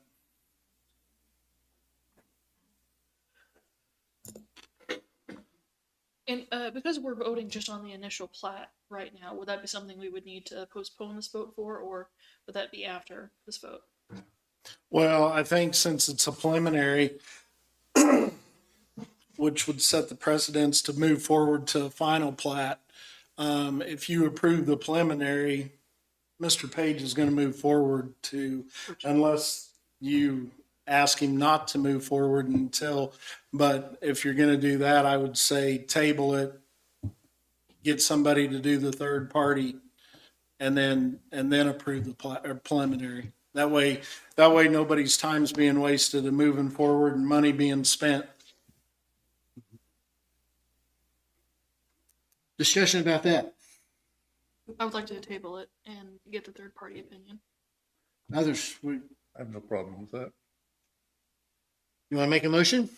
I'll make a motion that we table this discussion for today and get a third party opinion on the sewer and whatnot, and then look at this again next month. Second. Second. We moved and seconded that we table this till next month, pending some more investigation that we feel we need to have. Discussion. I would add to that, this is really, really core to the county. It's really, really important. And I don't think we make a rash decision on this. I think we make a well thought out, well structured decision on this. So I'm all for tabling that. It gives us a little bit more time to delve into this as much as we need to. My only comment is,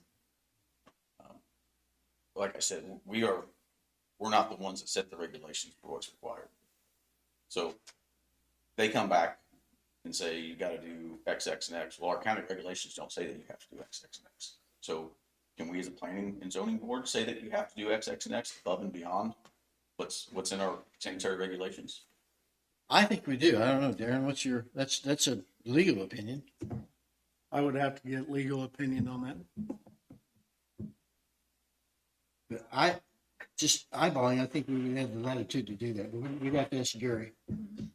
Which is another good reason to table this until we can get some good legal advice on this too. And even if we can't, I want to know exactly what I'm voting for, whether it is a property that can handle the sewer and sewage and whatnot before I say yes or no. Even if it's just an opinion. Yeah. From KDHE, you get an educated opinion. Better to be informed than not. Yeah. They can't see underground, so then, yeah. Paul, what say you? Fine with tabling and KDHE come. Okay, we got a motion and a second. Any more discussion? All in favor, say aye. Aye. All opposed, nay. Abstentions? None. Passes unanimously. So this is table, folks, and we're gonna work real hard to figure out what's best for the county. Appreciate you being here. Appreciate your input. It's very meaningful to us to have you here and be able to hear the different points of view. So thank you, thank you, thank you. Okay, next item. Yeah, thanks, Mike. This is item number 4 on your agenda, Cup 24-01, Mulberry Limestone.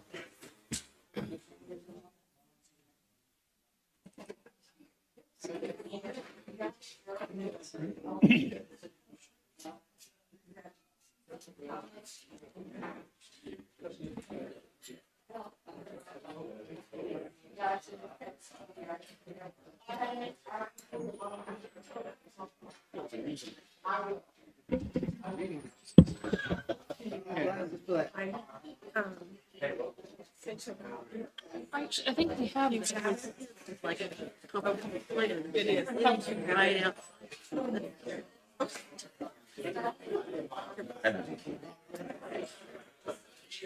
My concern is, it's a creek.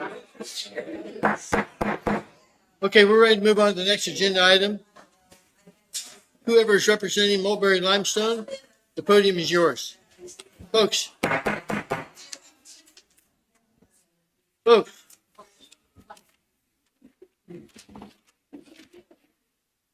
Thank you.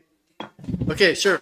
Okay, I'm Tell me Matt who you are, Blessant. where you from, what you're presenting. I am Matt Blessant. I own Mulberry Limestone, and we were proposing a quarry on Jake Wade's property. I've got Dennis Myers from Triad Engineering here tonight.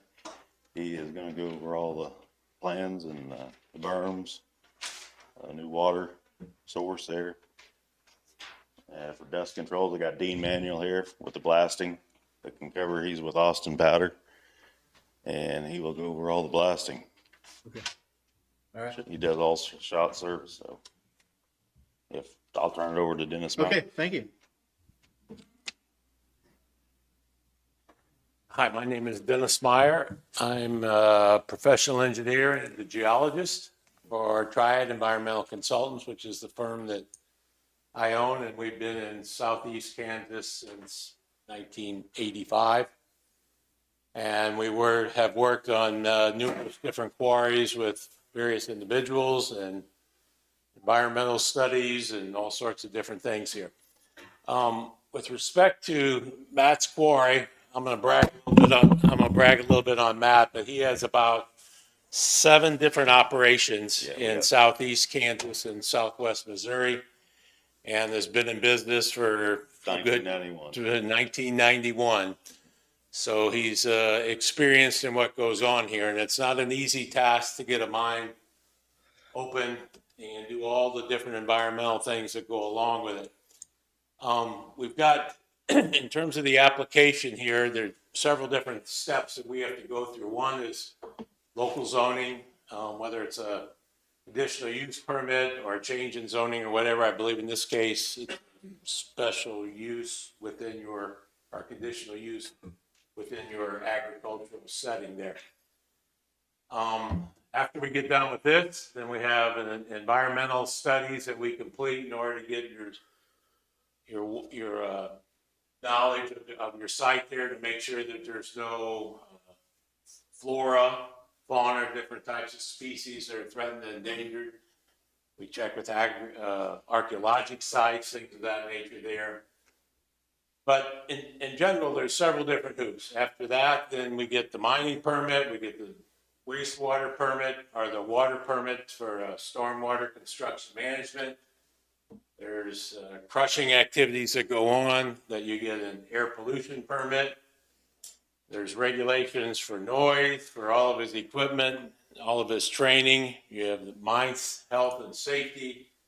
There's all sorts of different agencies that you have to go through in order to get the full distance to get your quarry to where you can start to move dirt and open up there. On the drawing here, I've got a couple different things here. This side here is pretty much just the general setting of where it's at. I'm not sure if you can see it, but it's over near where there's an existing quarry nearby, which belongs to Summit. who owns it now, Summit? Yes. One of the big, larger, there's been quite a bit consolidated. But there's a quarry just right down the street there. Why is there a quarry in this particular area? Well, it's because of several different reasons there. The rock, even though we have rock everywhere in this particular area, southeast Kansas, all over, there's certain conditions that you sort of need to have. The rock has to be of a certain quality in terms of its calcium content, things of that nature, its durability. It has to be fairly close to the surface so you can get to it. You don't have to spend a lot of money to remove all the overburden to get down to where the resource is. And then, you know, various different aspects that we try to follow through. Neighbors, you have haul routes to get in and out of the property, things of that nature. But if I flip it to the other side here, this is kind of a general sequence of events that goes on once we get the mining permit, and then we would turn this in and get it approved. But it's a phased operation. In this particular case, there's 4 or 5 feet maybe of soil and subsoil on top of the ground there. You then get down to your rock layer, and in this particular case, there's 20, 30 feet of rock perhaps. And then there's sometimes in this particular site here, there's another interburden, what we call it. An interburden is a shale unit that's not any good. So after you get to a certain level, then you go down through the shale layer and you get to your another layer that's down probably another 16 foot thick. So you could go 50, 60, 70 feet deep all in total at this particular site. And so as being shown here, these are 3 different kind of sequences there, but that represents probably 50 years worth of mining activity. And you just can't go everywhere. So this is a particular site, as exhibited across the street there. They've been quarrying. It'll be the same rock formations there. Was it Winterset, I believe, and maybe the Bethany Falls are the 2 different units that'll be removed at this particular area. But again, it's a sequence of events. Then you get your entrance road in. You have sediment control measures out around your periphery. The water that comes off of your disturbed sites has to meet certain standards before it leaves your site. So there's typically sediment ponds, other types of straw wattles and things that we can use to slow the sediment down.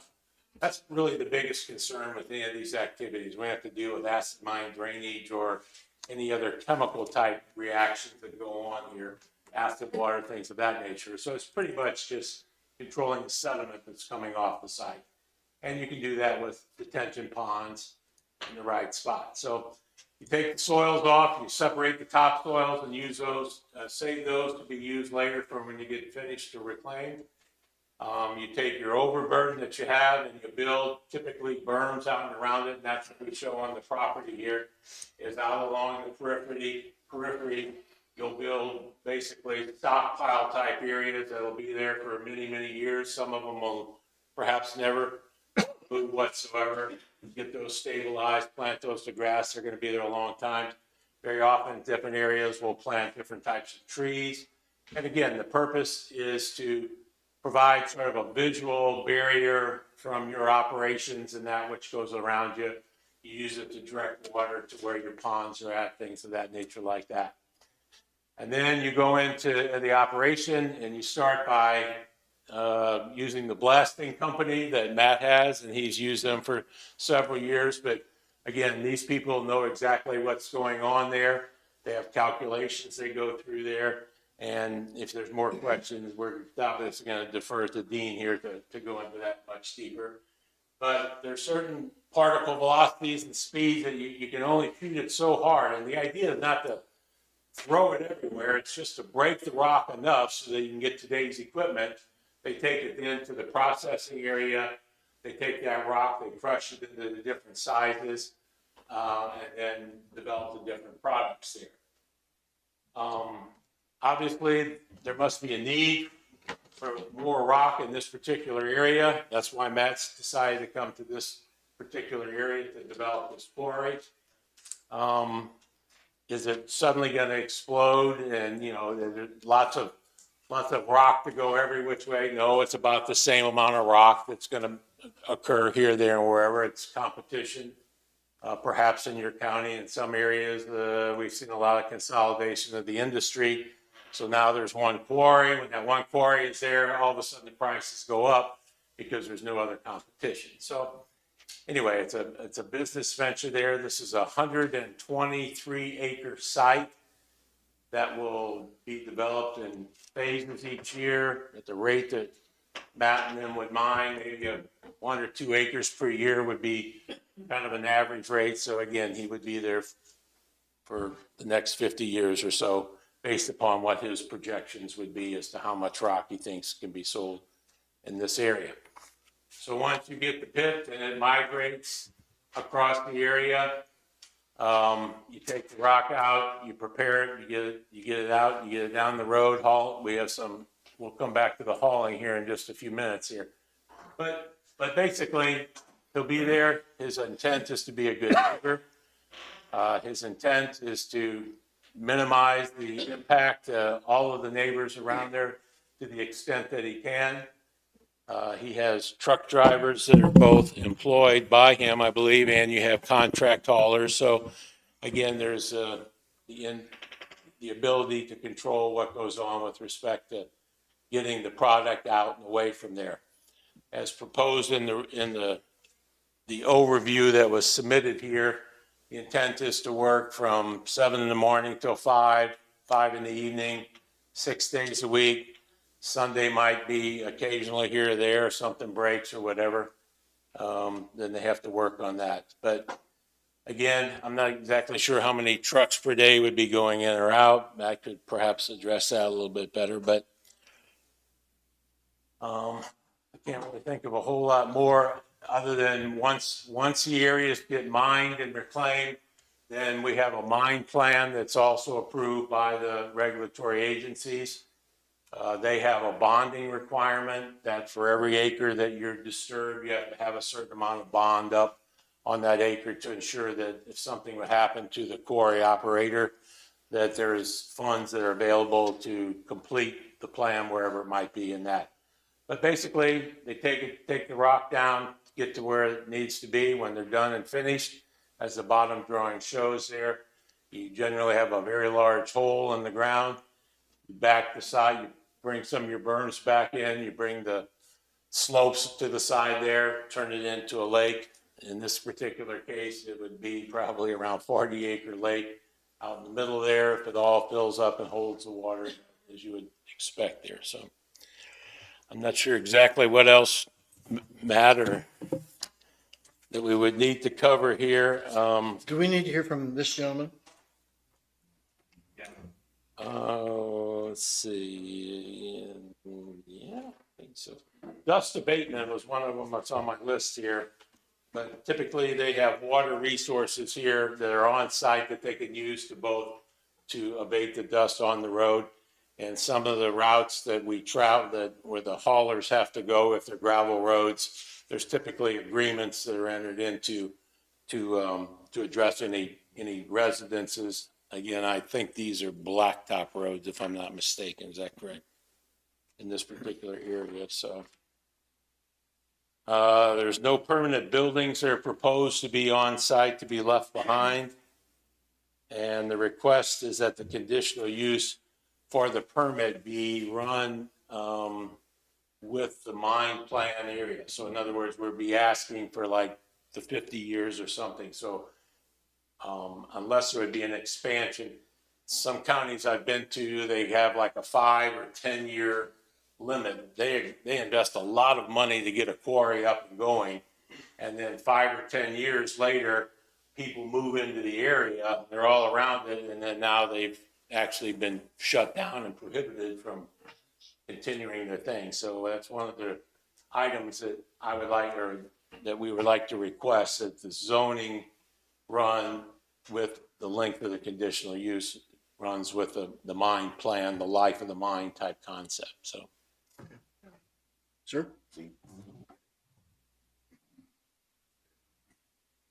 So remind us what your name is and who you represent. Dean Manuel, and I represent Austin Powder Company.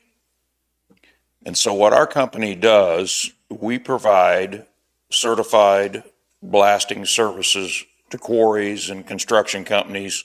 And we're a global company, we're all over the world, but I work primarily western Missouri, eastern Kansas, so we've worked all over this area. We've done work at the quarry that we're referring to next to the property that in question here. But what our service consists of. So we're regulated by the ATF, by the OSM, the Office of Surface Mining, the MSHA, all the MSHA Mining Safety and Health Association guidelines. We follow all the ISEE, the International Society of Explosive Engineers. We follow everybody's guidelines. And then in addition to all those things, usually there are always some other local regulatory agencies like the local fire marshals. And so we deal with all the fire marshals or county commissions or whoever have their own set of regulations that can be actually more stringent than some of the federal agencies. So we're very familiar with all those. We follow all those. And so what our service provides is for companies like Mulberry Limestone and all the other companies around. We come in, no products are stored on site. Everything we bring in on the day that we're going to provide the service, we do provide all the loading, we detonate the explosives, following all the guidelines from all these regulatory agencies. And we take responsibility for anything that we do. So we're very stringent about the regulations because we can lose our licenses if we don't follow all the rules and regulations. So we take responsibility for any damage that gets done. That alleviates the mining companies from all the regulatory agencies of having to store explosives and having to take that responsibility themselves. So our service consists of not just loading the boreholes and blasting on the day of. We monitor every blast with a seismograph. We video every blast. It's required by law. We keep all those records for 5 years. So we keep everything on hand and provide this service. Like I said, we provide this service all over the world. If I heard you correctly, none of the explosives remain on the site. Those are all Correct. brought in, exhumed and or used and. Correct. Okay. You know, we'll have a surplus on the truck that we bring in, but it goes back with us. You know, we'll weigh in, weigh out on the local scales, verify what we use. We'll use what's needed that day, and we take the rest of it back home with us. So in a nutshell, that's what we do, but I'm open to questions. I know this is probably a little more sensitive subject, but I'm open to questions, anything that you guys might have. Commissioners, questions? You said you take responsibility for damage. Damage to adjacent property owners. Someone's foundation gets rattled from your blast, or windows get broke. Is that your responsibility? We follow all the rules and regulations. So what we set a seismograph for every shot. So we follow ISEE, regulatory, the state of Kansas follows the ISE recommendations, and that is 2 inches. I'm not going to go way too far off in the weeds on this, but 2 inches of vibration. And that's not a physical 2 inches. That, if you look at that on a graph, it's a sine wave. So your sine wave is measured in inches. If we do a blast that exceeds 2 inches, we've broken the law. So we don't want to do that. We monitor every one of our shots is designed for this area in the geology that we're in to make sure we don't even want to hit 1 inch. Legally, we're allowed to go to 2. If we hit 2 inches, we know we could damage somebody's foundation. If we have a shot that we've monitored and it hits 2 inches and somebody complains, whatever, but if we hit it, we're going to go to the local property owners. As soon as we've done it, we know we've got a problem. We're going to talk to people. We don't intend to ever get there. So if we do damage, to answer your question, yes, we will take responsibility. We're big boys. We'll step up to the plate. I can tell you, I can count on 2 fingers the time I've actually seen that happen. Are coal mines regulated same exact way for their blasting? They're regulated pretty much the same. The difference is the DNR. If you blast in a limestone quarry, you have to have a Kansas state blasting license. Here in Kansas or Missouri, you got to have the Missouri license. Kansas and Missouri reciprocate. So if you got one, you can apply for the other. If you're in a coal mine, it's a national, or it's a federal thing. You have to have a DNR blasting license. The 2 inch, 1 inch that you were talking about. Coal mines, the OSM and the DNR monitor the coal mines, and that's a 1 inch. Those levels are inches per second. So basically Yeah. what it's saying is that they've done research over Yes. many, many years as to what type of P particle velocity can happen to where you have damage. And so the equations that he talks about is that when they get ready to load their holes, they figure out how many holes there are and the distance to the nearest dwelling. And he does a calculation, right, Dean? That Yeah. sets that up. So It tells them how much explosives they can use. And that if the house is closer, maybe they put less explosives and put the holes closer together. But again, the intent is to break the rock sufficiently so that they can get it up out of the ground and get it down to the quarry. It's not like some of the coal mines, it's the opposite. The coal is this thick and you have that much overburden, so you're trying to cast blast, so you're trying to move all that overburden off the top to get to your coal.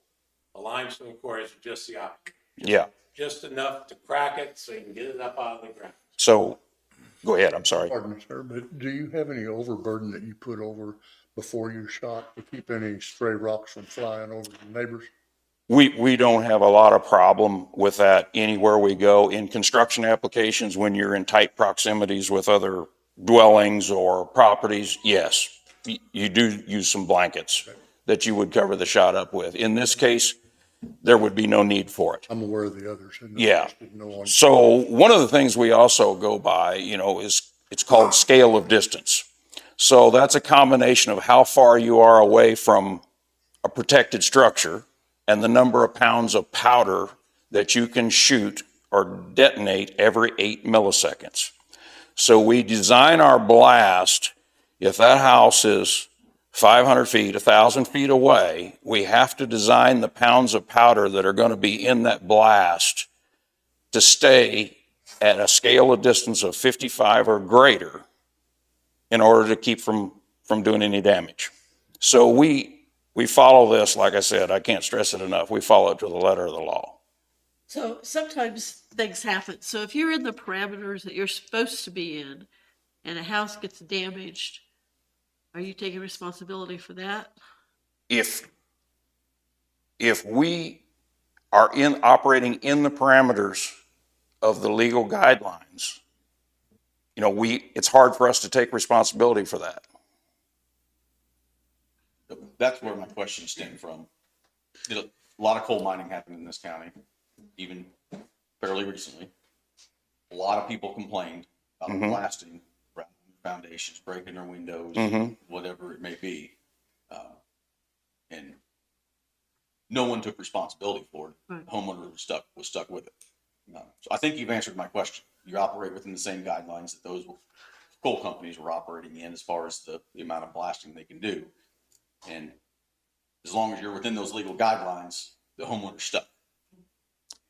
But there's several things that go on. His first thing is the calculation to figure out how much the shot's gonna be.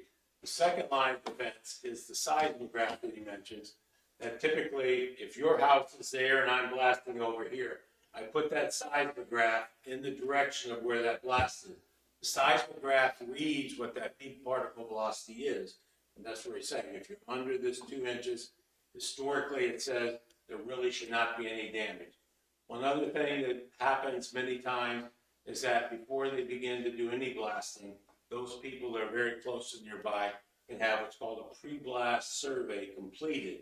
And there's a company will come in and document at that particular dwelling as it sits that day when they're there. So they'll notice all of a sudden cracks. I can't tell you how many places where people have gone into these pre-blast surveys. They go, man, I didn't know I had this crack over here. I mean, and it's a documentation that goes on file that basically allows the two parties to say, I did this or I didn't do this.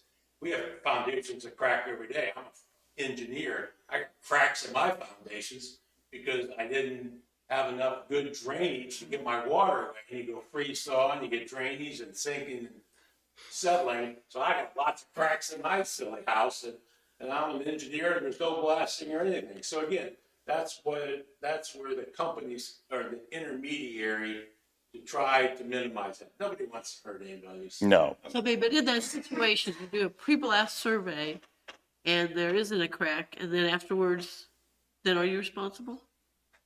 I'm concerned because I think one of the houses I looked at here, it looks like it's an earth-burned house, and I didn't know if that made any difference or not. You know, if the readings verified, you know, we would want to set a seismograph we set portable seismographs all the time on every shot we do. We would want to verify the readings. I have had people call me and say, man, you've cracked my foundation. We set portable seismographs. We didn't even trigger it. You know, we've had people 1.5 miles, 2 miles away. I mean, we can't chase or let everybody back us into a corner, you know, that's 1 mile or 2 miles away. I mean, that's pretty frivolous. There are some legit concerns, and we want to take those serious. We want to make sure we do not cause anybody any problems. We want to be a good neighbor. But to say, I can't sit here tonight and tell you, are we going to pay for every crack in every foundation within a 1/2 mile radius? No. Not unless our readings have told us that we're doing something wrong. The thing that often happens is that people can feel the vibrations. And just because you're feeling it or it rattles your windows doesn't mean that it's of the strength that it's cracking foundations. And again, the blast lasts for 1 second, maybe? Yeah. 1 second. Or less. How often you're going to wind up shooting? Probably gonna shoot once a month. Once a month? Once a month for a second. So Also, I'd like to say on coal mines, they are drilling, what size hole are they drilling, Dean? 6 3/4? 6 3/4. Yeah. And how much powder are they using? Oh, 1,000 pounds. Yeah. Per 1,000 pounds per 8 milliseconds. We're talking about initially 400 pounds per 8 milliseconds. So I want to follow up on another point here real quick too. So what most people feel whenever we detonate a blast is the air displacement, the air overpressure. So when a blast goes off, the air has to go someplace. And so that air, and if it's on a low ceiling day, if it's a cloudy day, that air blast has a tendency to go out instead of up. It'll be a lot more prevalent on a cloudy day. But if you're standing outside, you may never notice it or feel it. But if you're in a house, it's very pronounced if you're inside this building, because this wall will catch it. We won't feel it out there, but this building will catch that air blast, and it might feel like it's shaking the building. But it's no different than a clap of thunder. A clap of thunder that rattles dishes in your cabinets. And for those of us who are old enough to remember the sonic booms when the jets broke the sound barrier, same thing. That's what's happening when most people feel what they feel. Very few people actually feel the peak particle velocity or the vibration in the ground. And about how far is that people feel that? It can vary. It can be a long ways depending on the size of the shot. If you're in the middle of nowhere and you've got a hole like the coal mine that we currently service, and you're detonating 800 to 1,000 pounds per hole, I mean, you might actually feel that air blast, if that's what you're referring to. You might feel that air blast a quarter of a mile away or farther. But the vibration in the ground, when you start to hit a quarter of a mile or start to exceed that, it's not likely that it's going to trigger the seismograph. Another thing, when a coal mine, Yeah. whenever a coal mine blasts, they're moving the overburden, so they don't have to move it with the dozer. We want it still in the pile. And we're shooting 4.5 inch hole versus 6 3/4 inch hole. That eliminates the powder. We want to crack it in place, but leave it in a pile so we can load it out. So for reference, 2 inches peak particle velocity or inches per second in the ground for actual vibration in the ground is supposed to be the legal limit. We don't want to even touch that. I've done a little calculation on this thing to estimate what we would be to open this hole up for 8 milliseconds. We're talking about 0.27. At the nearest dwelling. So I saw somewhere on here, I can't remember where exactly, but it talked about like you're getting the permits from the government on the environment. But that comes after we give the conditional use permit? Correct. This is the first step. You don't get past this one here, but before Matt comes to me and says, Dennis, do you think we can open up, what problems we're gonna have environmentally if we try to open up a quarry in this area? And that's where we look at, we have prairie vole crickets, we have bats, we have different types of vegetation, different things. And each of the agencies will when we go to them, we ask them, we've already asked them, are there any things? And they'll say, is this a native pasture? Is it a pheasant pasture? Because certain things will live in certain environments and other places they won't. Same thing with the water. We make sure we're up and out of the floodplains and we control the water in that nature there. Groundwater wells, we'll look at that to see if there's any groundwater wells when there are no groundwater wells nearby here. The rural water supplies water in this area and it comes out of one of the lakes. I don't know if it's Lake Lucine or whatever. I'm sorry, it comes out of the Mary-St. River, I think, this particular area. So all of those things go into the permit application that then goes to, in this particular case, the rock quarries are regulated by the Department of Agriculture. And that's who issues the permit. All those things go into it in order to get these permits. So they'll have an air permit, they'll have a water permit, they'll have a processing water permit, they'll have an MSHA permit, they have a mine ID number, a mining permit. What else? The reason I asked it seems like some other things that we give conditional use permits to, we have them do the environmental impact study before they, we approve the conditional use permit. So I mean, I was sort of interested in that. Well, they will not, if there's any concerns with any other agencies, they will not issue the permit. How many jobs you got? Full-time employees out there working? Probably 4 to 5. One of the reasons is putting this quarry in. We do a lot of county work in our area. We make concrete rock. This ledge here will pass for Class 1 concrete rock. None of my rest of my quarries will pass for Class 1 concrete rock. What we're crushing with is the track crushers. So we're not leaving a permanent plant there crushing 5 days a week. We're going to be pull in there, crush for a couple months, then leave, sell out stockpiles. back to the blasting just for a second too. I want to, if it's any reassurance, I want to make sure you guys understand. Our company has done a lot of work locally at the existing quarry and at the old Ash Grove quarry, kind of behind the lake over there. So we're very familiar with this formation. We've done a lot of work in this area with absolutely zero problems. Dennis, you said you were from this area. Where are you headquartered? Pittsburgh, Kansas, I'm sorry. Okay. Right, Pittsburgh. Other questions for these gentlemen? Thank you. Darren, can you give us a staff report?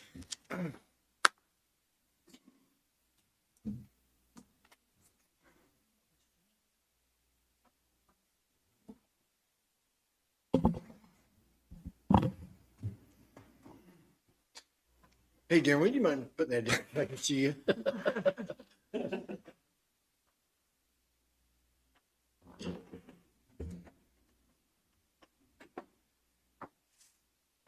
Case number CUP 24-01.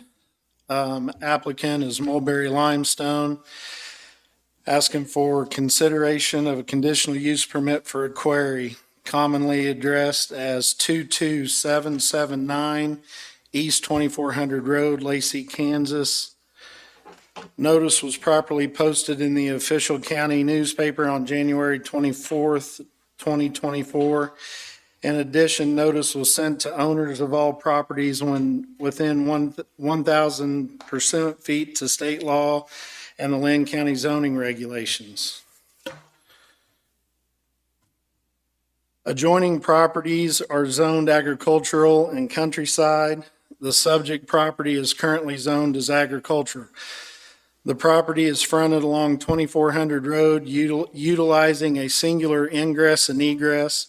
This application for conditional use permit is to permit the applicant's desire to be authorized to operate a rock quarry. All necessary notifications to surrounding landowners have been properly made by United States Postal Service and publication of notice of hearing in the official county paper. The use does fit with the character of the neighborhood, as all nearby properties are agricultural or countryside, and also there's a rock quarry in the area. The zoning of nearby properties are agricultural and countryside. The property is suitable for proposed use. The proposed use does not appear to detrimentally affect nearby properties because of an existing rock quarry in the area. Property will remain as currently zoned as agricultural and has been vacant. With proper conditions, the use will not detrimentally affect the public health, safety, and welfare and would benefit the public by providing a boost to local economy. The requested conditional use permit conforms to the Linn County current comprehensive plan. Staff does recommend approval of this conditional use permit with recommendations and findings from Golden versus the City of Overland Park. They must comply with all state and federal regulations. Permits be kept on file with Linn County Planning and Zoning Office. Hours of operation, 7 a.m. to 5 p.m. Heavy equipment hours of operation shall not include maintenance on equipment, loading or unloading of equipment for transport, operations that occur indoors, and operations necessitated by emergency situations. No storage of explosives on site, ingress and egress to 2400 Road. Conditional use permit be renewed in 5 years. I want to read this. In the regulations, it says, the initial conditional use permit may be granted for a period not to exceed 10 years. Renewals or extensions of said permit shall not exceed periods of 10 years. A reclamation plan shall be submitted with the application. The plan shall indicate a timetable for reclamation of the site and general plans for the proposed future use of the site. I recommend 5 years since it's new, and that's kind of the pattern that we went in the past with other conditional use permits. I just have a question under 16406C. That's quarries. It says applications for new quarries, expansions of existing quarries, or other mining operations shall include an environmental impact assessment. Said assessment shall address areas about which the planning commission or county board may require additional information. And let's see, effects on health, safety, and it also has about the roads too, about, improving and maintaining the roads from the traffic. Yes, it does say in here that a maintenance agreement can be asked for. But I'm just confused about the environmental impact thing coming afterwards. I don't know.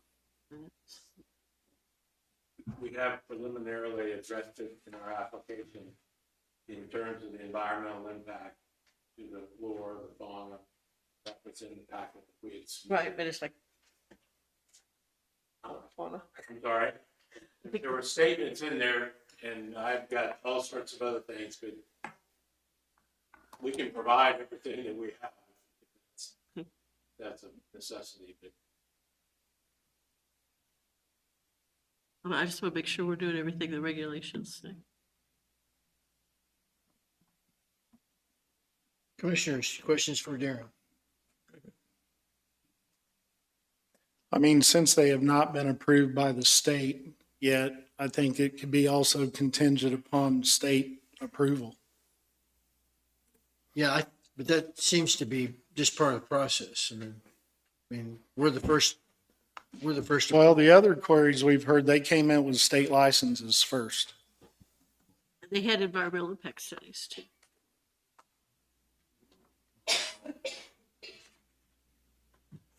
They were all renewals. Weren't they all No, I renewals? mean, years ago in the past. Oh, When they first started out, they had. you said before my time.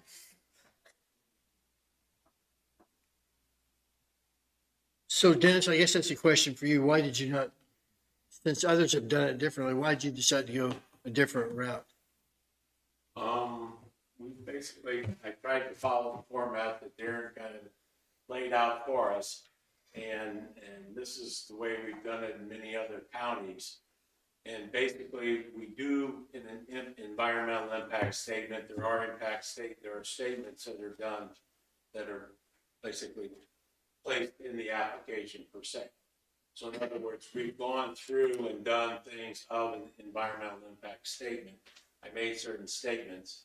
I wasn't asked to do anything else at this point. So who reviews reviews the environmental impact statement? Somebody at the state level do that?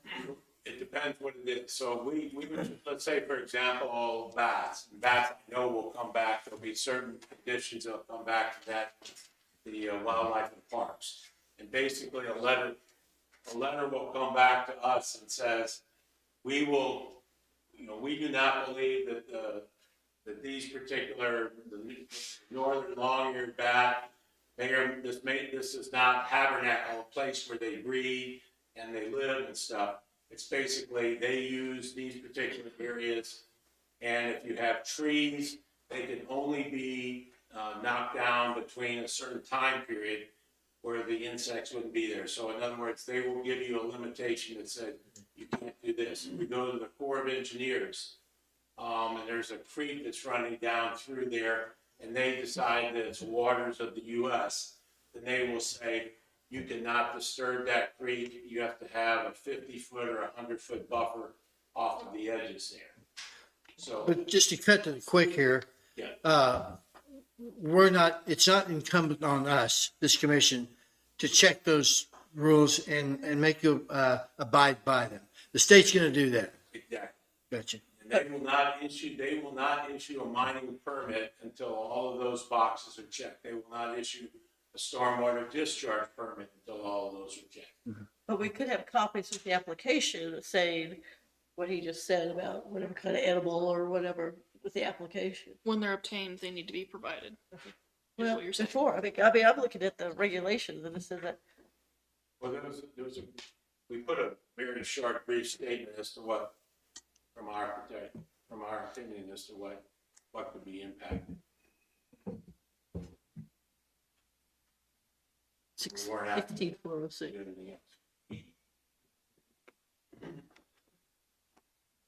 Okay, I'm just trying to follow regulation. okay, we've heard from Darren. We've heard from these three gentlemen. Gallery, kind of same drill we did earlier. Raise your hand. I'll acknowledge you. Come to this podium so we can get you on the recording. State your name and where you're from and your issue. Yeah, the guy behind you. Yeah, you were up first. Robert Stubenbach. I'm here speaking on behalf of the Linn Valley, City of Linn Valley. I'm a council member with the City of Linn Valley, and we are currently opposed to this for the following reasons. As of today's date, no traffic study has been completed to determine the effects of the increased traffic of large vehicles and how it will affect the county and specifically the City of Linn Valley. The city requests a traffic study be completed for 2400 and the off-roads from 2400, Eulery, 3099th, etc. As of today, no study has been completed on the detriment this will cause to the roads. The substantial increase in heavy traffic will substantially decrease the lifespan of the roads, causing rivets, potholes, and other danger consequences to the increase, and other danger consequences to the increase in traffic. And who will pay for the damage and maintenance caused by the substantial truck increase if approved? Because we would potentially talk about double the number of trucks that we already have based on the existing quarry. As of today's date, no noise study has been completed to determine the effect it will have on the citizens of the City of Linn Valley. The city believes such a study is needed to be completed before a decision is made. And as of today's date, no study has been done to determine the substantial increase in large vehicle traffic will have a negative safety impact on the residents of Linn Valley. If you go out and look at 2400, you'll notice it's very narrow. Trucks have had difficulty passing in the past and run off the road and actually overturned because two trucks got trying to get by each other. If you get off, there's no shoulder. It's an immediate ditch on each side. In some places up to 3 foot. And so we see a substantial risk for more trucks being overturned. We've already had a few in the past few years. And Eulery, Jingo, 3399th and 6900, or the 69 exit and on ramps are not really made for that kind of heavy traffic. So we feel the appropriate studies need to be done to address these concerns. We don't feel that the city has enough information has been provided to us at this time, and we request that these studies be completed before any approvals are done. Thank you. Questions for Robert? Thank you. Thank you. Sir, you want to speak?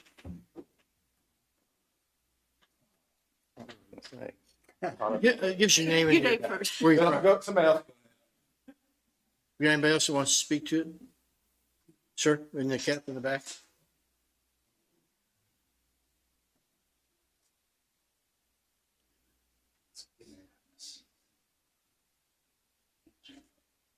I am Zach Walker, and I'm building the house on the corner of 2400 and Valley.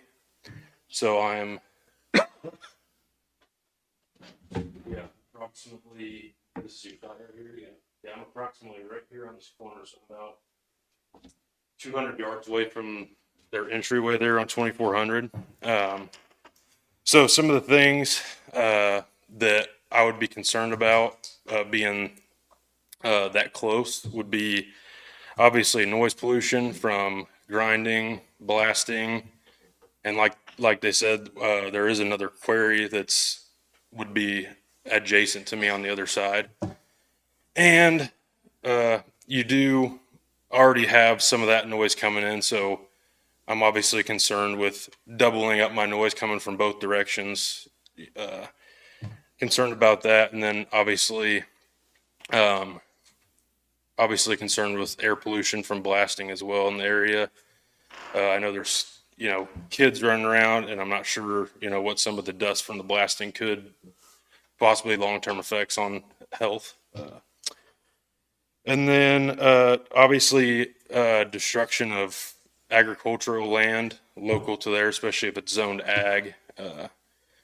All that will be lost, and then I'm obviously would be concerned about, I know they talked about pushing some of the, piles back in or something, but I would still be concerned about if you had a 40-acre lake, what would that be used for? What would it be good for as compared to what the positives you might get of using agriculturally? And like the gentleman before me, a big concern would be traffic. There's tons of 18-wheelers that already come in and out of the other quarry straight down the road, and actually Valley Road, which would be the road there that runs north and south on the red. It got chip and sealed, I believe, in the summer or last fall of 2023. So it's not paved, it is chip and seal. And it's got fresh chip and seal on it. And about half a mile to the south of the entrance to Lacine Lake there, we're already having issues where the side of the road is actually cracking there and actually leaving a large divot there where if you don't scoot over to drive out of the way of it, it will kind of suck your car down into the hole. So I would be concerned about, putting that into even faster motion, damaging the roads. Who's going to pay for it? How often are they going to have to be out there working on our roads to get them, to keep maintained as all of us would like? Obviously, it's also for being rural, it's a fairly populated area. So, I know it's not just me that's going to deal with it. There's 6 to 10 houses that are right there fairly close to the location that they're trying to put the quarry. And then obviously the quarry that's actually existing there is kind of back down off this, it's a minimum maintenance road basically back there, and there's nothing back there except the quarry, so it kind of stays hidden out of the way. But I feel this one is kind of more within view, and I'm also afraid, like I said, I'm building the house right there right now and it's almost done, but I'm afraid about property devaluation from obviously the noise is going to devalue, could possibly be an eyesore. Obviously I don't know what it looks like yet, but potential. And then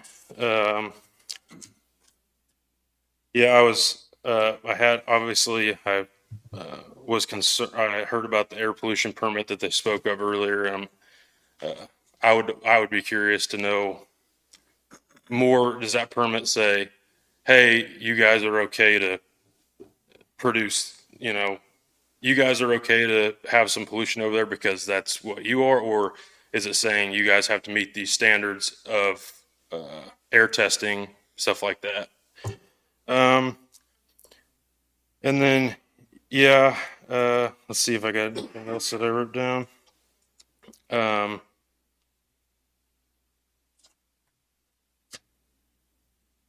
then I also was concerned hearing about if it meets legal blasting parameters.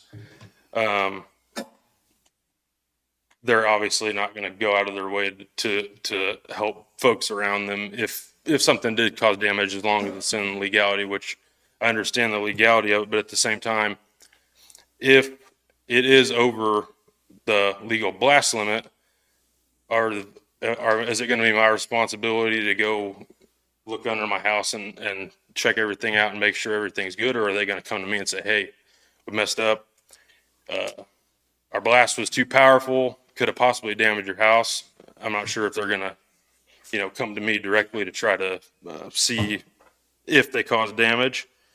And then I obviously heard about the pre-blast surveys that they talked to, but I didn't hear about who would be responsible for paying for a pre-blast survey. So that would be a concern, because obviously us residents wouldn't just want to, pay out of pocket, especially, it's hard enough just to live these days, let alone pay for something like that. And then I also am concerned on talking about bringing 4 to 5 jobs, which, I understand if that's all you need to run your plant, but I don't see any advantage of bringing any jobs into the local area. And then, yeah, and then obviously they touched on there being, like I said earlier, there already being one there. But just because there is one there and all of us kind of have to live around it doesn't mean that we would love to have two. So, because it doubles up your traffic, doubles up your noise, everything else. So, I think that's all I got. So, Questions for Zach? Thank you, Zach. thank you. Do you remember what? Hi, my name's Jake Wade. So who exactly enforces the road maintenance? Because when we were in business, I was a principal at Wade Quarries, until 2017 when it sold. We maintained the road. Since we've sold, the road going to that quarry has very little maintenance. So I didn't know if, the county, if somebody goes out and checks that and says, hey, you guys haven't been maintaining the road, you gotta get that taken care of. Because that's gonna be an issue when the trucks are coming out of Matt's entrance. All that repetition is gonna create wear on that road. Right. Well, who's gonna take care of it? Mulberry Quarries, because he takes care of his neighbors. He'll fix the road. There won't be double the rock sales. I'll either be taking it away from Summit. There's not gonna be an abundance of new rock being sold. Basically, I wanna put in something for the county. I know the rock prices are $20 a ton for base rock. I know what Summit has done in our area. They raise everywhere else, but where I'm at, they lower their price. So I think we can save the county quite a bit of money. So we're talking, I'd have to get all the information as far as I know what the rock sales are, as far as how much a ton it is. I would say we're probably gonna save the county probably $4 or $5 a ton. I'd like to see what they're giving for 1/2-inch chips.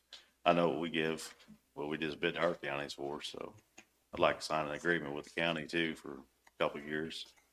But as far as any more, say if they sell 100,000 ton a year, there's not automatically gonna be 200,000 ton a year sold since I'm moving in. I think it's just, we're gonna be local. All right. So can you tell me who enforces that, the road maintenance? Jake wants to know, Dennis, do you know, or Darren, do you know the answer to that? That would be a Sean question, and I don't know that there's, an existing road use agreement with the existing quarry. Okay. Well, there's gonna be, if he gets his quarry in there, I'm sure he's gonna be responsible for taking care of that road. Yeah, that's a Sean question. I know that it's checked by, road foremans. Yeah. It's gotta meet their standards, but that's beyond my knowledge. Yeah. Okay. Thanks. You're the landowner, right? Yes, sir. So you're leasing Yes. the Mulberry? Yeah. Do you live in Linn County? Yeah. I actually own the quarry across the way. Gotcha. Okay. Owned, sold it. Okay. Anyone else want to speak? Ma'am? No, you go ahead. My name is Stephanie Walker, and my property butts up to where they're wanting to do this. And do you guys, in your regulations, what is the distance from where they're wanting to do that? I mean, in your regulations, does the county have regulations that states that it could be so many feet or a half mile, or do you guys know? Setbacks from an adjacent property owner? Yes. I think it's state. State? We have that. And 100 foot? We have it. It's 100 feet. 100 foot. A minimum setback of 100 feet from any right of way, property line measured horizontally, does it say? Okay. And then I have a question for you. All questions come to the commission. Thank you. We can ask him that question. Though. Yeah, I mean, you can ask me. Does he live in this county, and why does he want to give our county a break on rock? I just was curious. Okay, all right. Thank you.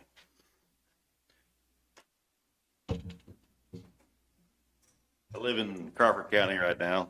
As far as competition, I think it's good for the area. Like I said, I think the rock prices up here, they bid the county rock down in our area for 6.25 last year. And I think what was the county bids? What were they giving currently now? 1260 or 1216 for AB3. And then your wash chips and unwashed with sand pumps, I think they're 2216. Our chips are, I think we bid ours for $13. So basically, you have a company that's taking.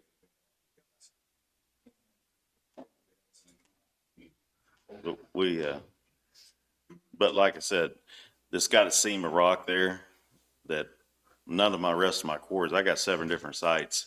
None of them pass for this class 1 concrete rock for the state of Kansas. It needs to be, and I've looked at this rock and I don't know why it passes, but I mean, we got quarries in Missouri. I mean, the rock's solid and this here is really laminated, be easy shooting. I don't know why it passes for class 1, but that's the state requirements for concrete rock, for concrete pavement. We've had a lot of calls for it, and there's very few places in the state of Kansas that got it. That's the reason why we're wanting to come up here.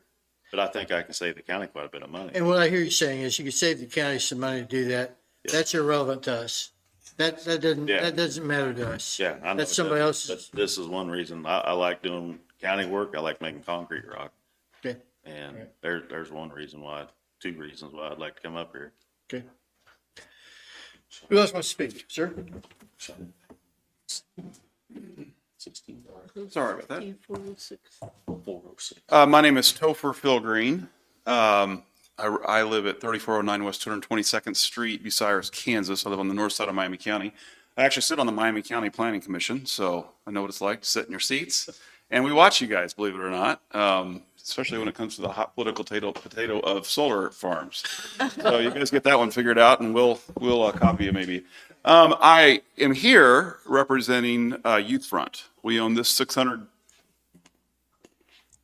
of land right here, 630 acres. We're a youth camp. We've established almost 80 years ago in Kansas City. We have 2 youth camps in Miami County. The one here actually goes into Linn County. So our land goes all the way from 399th down to 2400 Road. I'm the one that signed, I'm the executive vice president of Youth Front. I've been there for 36 years. My grandfather actually bought this property back about 50, 60 years ago. So I signed the deal with the Wades when they, for years, bugged us about coming over to our land to get this really good rock that we kept hearing about. And so after several years, we finally did a deal because we could see that someday we could have a lake and some cool stuff that we could add to our camp and, really do a lot of good stuff with it. Not to mention, just income and rock for our own stuff and that kind of a thing. So I can answer a lot of questions that I heard talked about tonight just because I've been dealing with it. And I know all these guys we're all friends and all that kind of a thing. You'll hear a common theme, and probably what I'm here. Sure, I would love to not see another quarry and another berm, but it's hard to say that when I'm the one that signed the lease for what's there right now. So I'm not really here about that. These guys do good business. I've known them for a long, long time. I am concerned about the roads. We bring about 5,000 kids to our 2 camps in Miami and Linn County every year, and probably about 2,500 come to this camp every year. And so they're getting off there. 99% of them are coming from Kansas City, which means they're getting off at 399th, traveling down Jingle Road to 2400 back to our main entrance, which is right here, right there across from, and we have 2 houses with managers that live right there. And so we've experienced the blasting, and I can speak to that, but that's not what I'm here about. I'm here about the trucks and the traffic and the roads. Our biggest concern is the worst tragedy we could ever think of would be a van load getting hit by a truck. And it was my biggest argument when they shut down 399th, when they widened the highway. I don't know if you guys remember that fight, but it's all these trucks on these little roads, facing, van loads of kids. And I just really hope, and I know it's maybe not your guys' purview, but there's 2 counties that maintain this road plus Linn Valley, and I would love to see that entire road improved all the way from these quarries to the main entrance. Most of this rock's going to go north to those road entrances onto the highway. So that's one. Second thing that I think I'm concerned about is, I love this idea of getting cheap rock, and I mean we'll buy it. I'll tell you that. It would help us to have cheap rock, and I'm all about competition. I'm a little concerned about the way these quarries have consolidated, and you have a monopoly basically in the area, which is why they're jacking up all the prices on us. And a mom and pop coming in and bringing in lower will help bring them down, but it's like a mom and pop market competing against Walmart. And I'm afraid what's going to happen is they're going to lower their prices, create their margins so low that they're not going to be able to sustain their business. And so my biggest concern, and this is what I don't understand, I do understand that with engineering and the state and the regulations that they go through, they're very detailed. Like you guys don't need to bother yourself with whether or not there's an EPA plan and all that kind of stuff. What I don't understand is the bonding program. And this is true of solar panel farms, by the way. Like if a solar panel farm, if they go bankrupt or they sell and the piece of paper is gone and you have a solar panel farm that needs to be reclamated, needs to be mitigated, how do you ensure that there's the money to do that? I would say the same thing's true about the quarry that's on our side. That's going to have to be reclamated and turned into a lake for us by contract. I don't have any way to know where that money is, and I would say the same thing is true about them. Is the bonding? So somebody else maybe can answer that. I think my last thing that I would like to say is we just want to be really good neighbors to everybody here in Linn County. We love being here, and we're going to expand this camp and do more and more on this 630 acres. We have a lot of really great plans, and so it's good to stand before you today. So, yes, sir. So everyone's aware in our zoning regulations, it currently says an improvement and maintenance agreement shall be required to assure that the streets used by the operation will be appropriately improved and maintained. So it's not a regulation issue, it's an enforcement issue. I wanted to be clear, our regulations say that whoever's using that road is required to do it under quarrying and mining. When was that? It was adopted what are these regulations adopted? Last summer. Oh, well, that's why. No, I think it was in there before that. Was it there before? I think so. The new ones came out this last spring and summer. So I don't want to throw them up, should be thrown. That's the prime example of a large corporation not having any interest in the county they're operating in. They can't even take pride in the road that goes into their quarry. And I asked the landowner at the time, was paying $8,000 a year property tax. For what? I mean, just thinking about it, I can't remember but Wade Quarry's where you're at, but okay, Wade Quarry's over on. We did a quarry expansion on a youth front. Okay, but over on the highway, I don't know if it's the same Wade. I mean. Are you talking about? It drops. At what cross street? Over on 7th Highway or whatever. Yeah, west. Oh, yeah, that's the same, yeah. Okay, so I know that at some time or another, we put conditions on that they had to do dust abatement. And I believe we did something with the roads then too. This was years ago. So I mean, we did have those things back. Yeah, I understand. I knew it, and that's why we did it. But for whatever reason, 6 years ago, nothing, and to this day, nothing's been done. So it's regulation. Exactly. That's who's enforcing this? Yeah, so our enforcement of it would be when they have to renew their conditional use permit, whatever that would be, I don't know when the last time we renewed it for this quarry you sold. Our enforcement would be, we don't renew it because you're not maintaining the roads. That's our enforcement of it, as this board. Outside of that, we don't have any enforcement over it, that's county. Yeah, it'd be a county. Well, oh, yeah, Sean West, right? Yeah, he's the guy to call about. do we have any more questions? Stopper, is that right? Topher. Last stuff, Christopher. Go for it with the T. Any more questions for him? Thank you. Thank you. Anybody else? Yes, sir. My name is George Lonemaker. I live on 2400 Road, just to the north, I guess, and west of where this quarry will be. And I had talked initially to Jake about this. Like, personally, I didn't have much of a problem with it. But now that I see how large it's going to be, that we're talking about a 40-acre area out of 120. When it's 40 acres, not to, like, it's hard, you're gonna be gone. It's 40 acres. Well, I mean, it's, no, I'm not trying to. I'm going to live forever.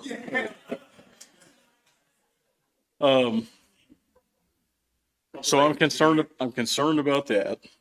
If I heard the gentleman correctly, as far as their liability, if they blast within the allowed parameters and there's damage to my home, I have a full basement, concrete basement.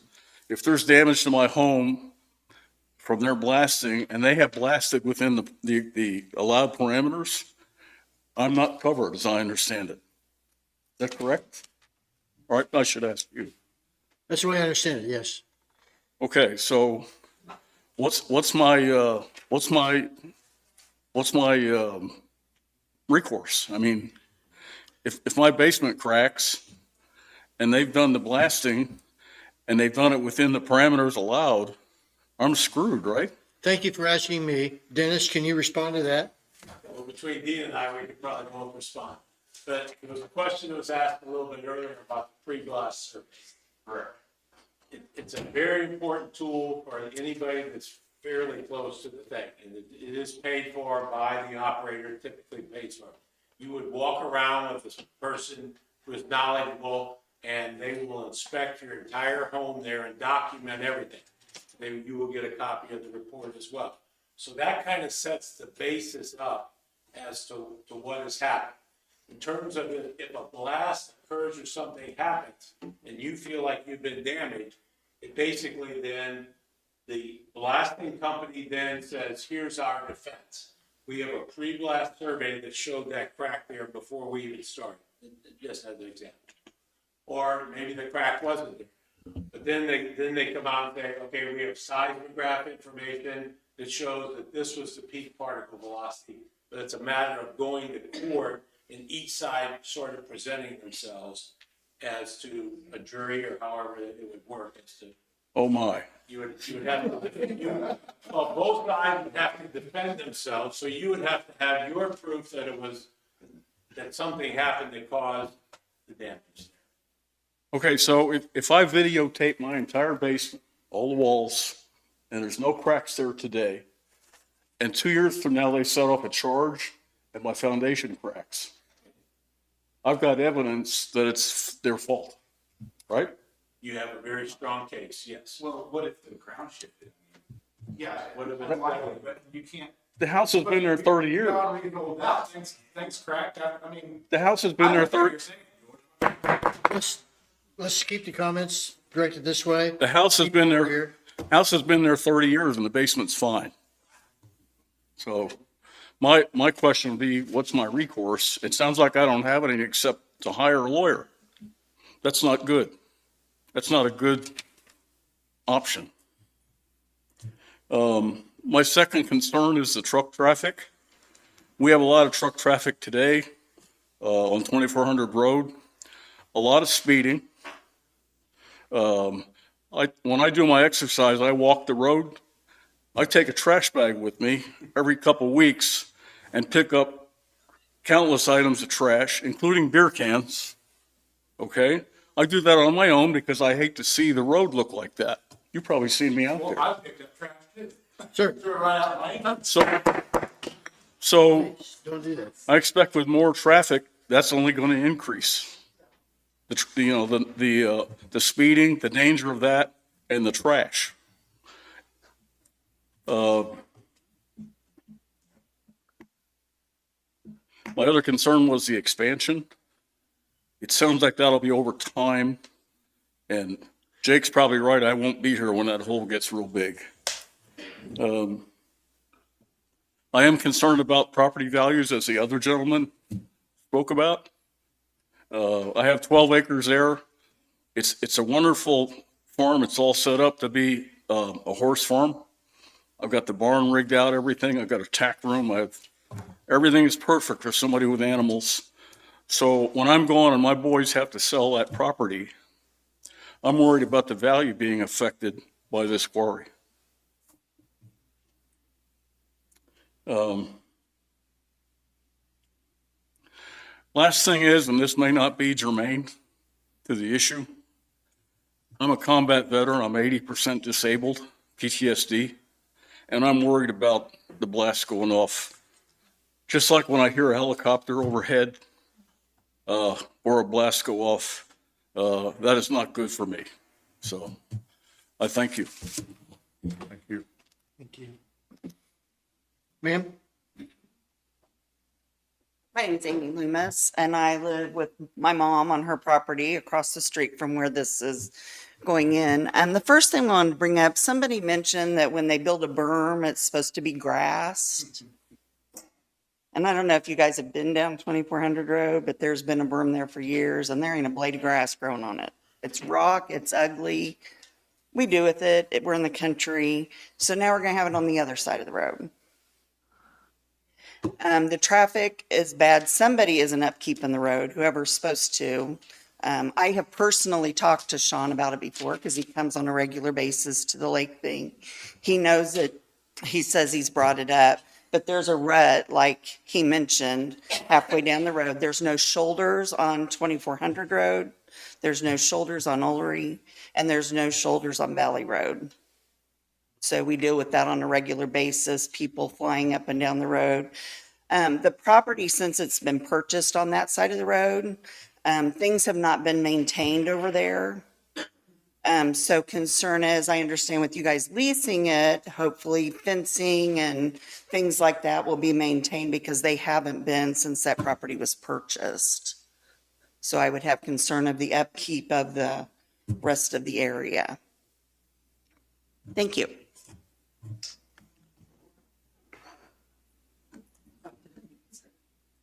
Any other comments from the gallery?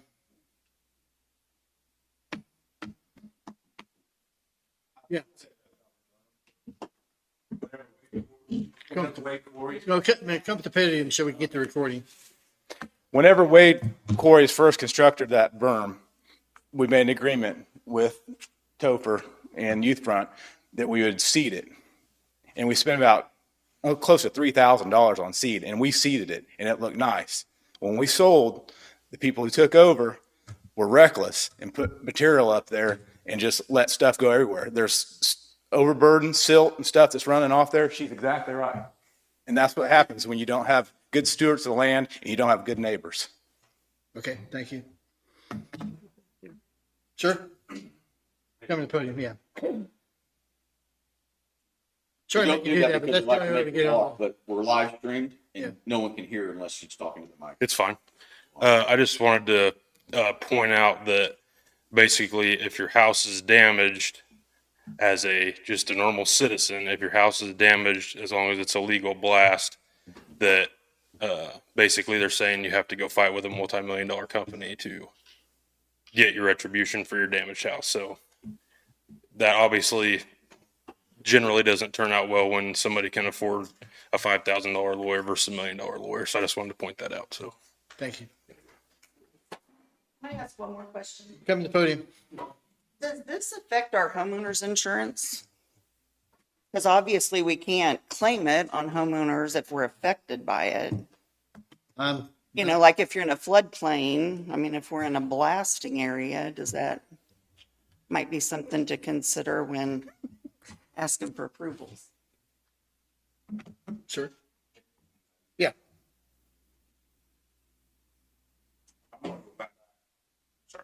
I want to go back to the blasting and the vibrations and the peak particle velocity and the legal limits of 2 inches.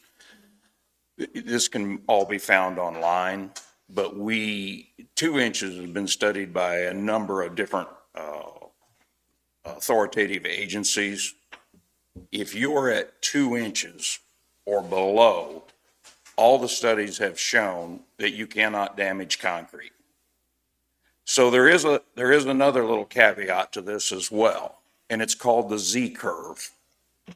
So the frequencies of a blast, if they're too high or too low, then comes into play a Z curve, and the coal mining industry uses the Z curve quite a bit. So we could design a blast that would be, say, 1.5 inches. We don't want to be anywhere close to that. But if your frequencies are too low, you can still damage concrete. That is another equation that goes in to our calculations when we design a blast, not just staying below 2 inches. We have to look at that Z curve as well. So if we design a blast that, say, is a 0.5, even though the legal limit is 2, we check the Z curve. We see what the frequencies say that that should be. So, because we don't want to crack anybody's concrete. We don't want anybody going to court. We're not only operating under those legal guidelines of 2 inches of peak particle velocity, we take the additional measure when we design these things to look at that Z curve and see where it says we're going to be. And if it says we're going to approach that line that we could potentially do damage, we'll back off. We're not going to do it. Okay. We're not in the business of buying basements or damaging basements or anything like that. We want to make rock so we can pour more basements. I got one thing to add here. Okay. My parents' house is 1 mile from Pittsburgh. It would be 5 miles from the rock quarry.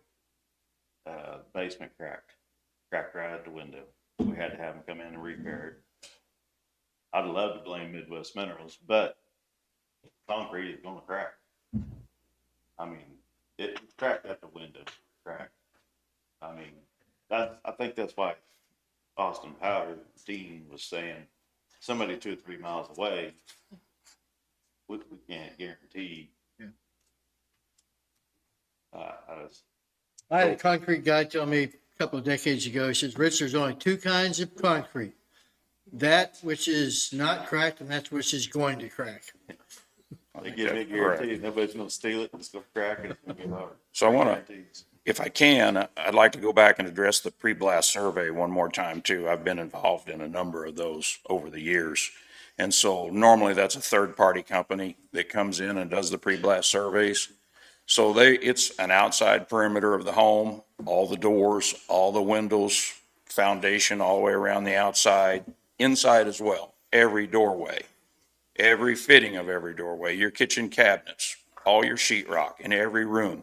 A pre-blast survey includes recording all of that. And if it happens and we have a blast that's above the Z curve or above the 2 inches, yeah, we'll step up. All right. Thank you.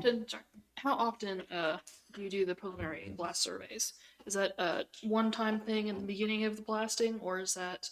That can be negotiated. You can do that. You know, normally we go in and do pre-blast surveys on a lot of construction projects, and so it's a one and done type deal, where you're going to be 30, 90 days or something like that. Around some of the coal mines, we've done pre-blast surveys, and you come back in 3 years later, do another one, just to update. Okay. Question for you while you're up there. So this concept around the maintenance agreement to keep the roads up, knowing that there's another mine that travels that same exact road. And I don't know how that agreement, what that could look like. It's again, They gotta have an agreement of some kind. yeah, understand. You didn't have a mine there traveling those same roads when they had that agreement that obviously is not being enforced. How do we share responsibility of that? Have you been in a situation like that before, to where you have 2 different companies that are traveling the same roads? Because I don't want to be put in a position where, if we do start enforcing these, that finger pointing between the 2 different mines saying that's not my fault, that's his fault, and nothing gets done. I can see they're, like he said, they're a big company. They probably do 69 highway. You do 69 highway, you're gonna haul all the rock, all concrete. So they could have the potential of having a lot more trucks. Does that put that responsibility on me? We need to go to the county. I mean, Well, we need to talk to our county road foreman. I'm sure the county commissioner will go before them. We've surely talked to the supervisor. I don't know what their agreement says, but if conditional use permit is granted, I think, But as far as double the rock, that's not gonna happen. It might be double the rock sales. understand, I'm just, I'm not familiar with what agreement we got, but it says we gotta have. So, do you have those already drafted, like? In my experience, typically the county commissioners set haul routes and road maintenance agreements.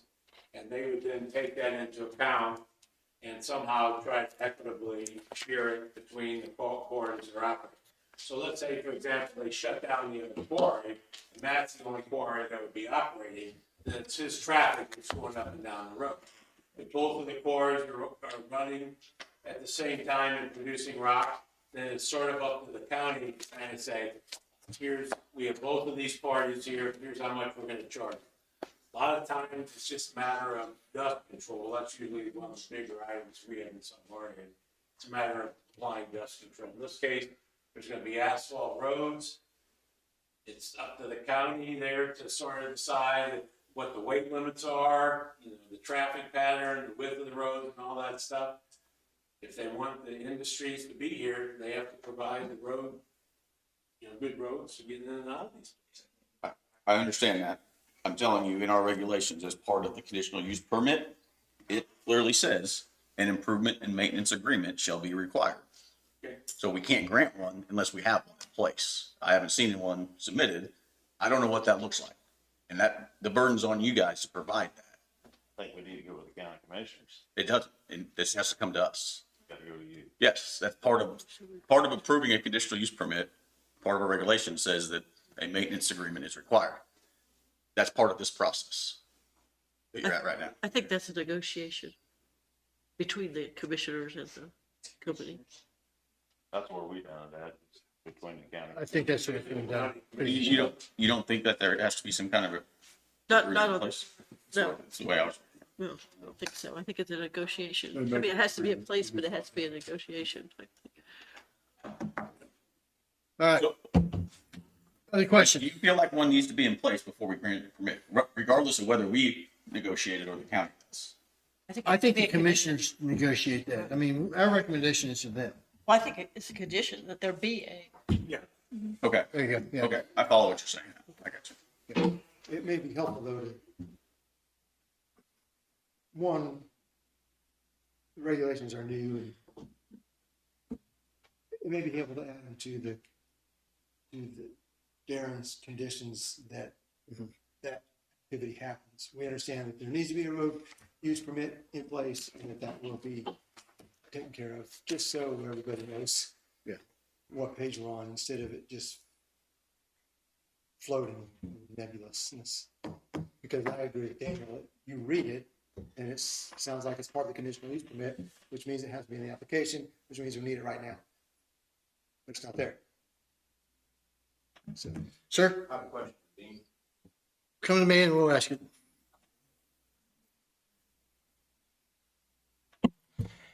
I want to know how all these neighbors are going to know that Dean's equipment is suited to actually test and test accurately. Is that regulated by who? Dean, you want to get it?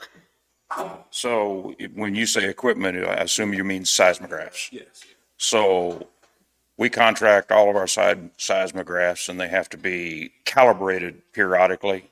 They have a tag on them that states when they need to be calibrated. White Seismology, third party out of Joplin, Missouri, does all of our seismograph calibrations. They provide all of them to us.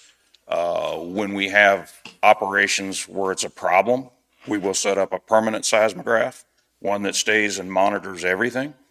And it's a monthly maintenance fee for that. And it's always a third party company comes in. We do not own any of our own seismographs or maintain them. We do it all third party for obvious reasons. Okay. Questions for any gentleman? All right, time for the commission to discuss. I'm gonna steal your. I mean, I could see, I'm not sure that we Well, want to do this. yeah. Wait. In one of the pictures that was in the file, there's a house there and a house there. Correct. Right? Who owns those? That's you right there, George? Yeah, okay, and you're, Yeah. okay. I was wondering. Well, I'm actually on the other side of the road there. Over here. No, he's over on the road. Right, yeah, right there. Yeah. So George, you live here. Do you know who lives? That's Jake's place, I think. Okay. Wondering if those individuals were here. In the basement. Charlene, Okay, I'm not sure, what we're doing tonight, but I can see a lot of conditions, like the roads improvement and maintenance thing, the dust abatement, pre-blast survey should be in the condition. The berms, reclamation, all that stuff should be in the survey. I mean, in the in the conditions. conditions. So, I did have one question. How does the quarry affect our, we usually don't let things like this right along the highway. Like we don't allow billboards, things like that. How would that affect things? Just a setback. Where's Darren? I think that's just a setback issue. Okay. Darren, the setback, she's asking how close to the highway can some of this stuff really be set up? And it's a setback distance. So the setback's 100 feet. Okay. or they, okay, that's for berms, For mining setback. Mining setback. right, but we And can't, it's berms. and it's a minimum. Think of Overland Park up there where that big quarry is and it's. Yeah. Okay. Yeah. I'm trying to picture it in my mind. Commission, what say you?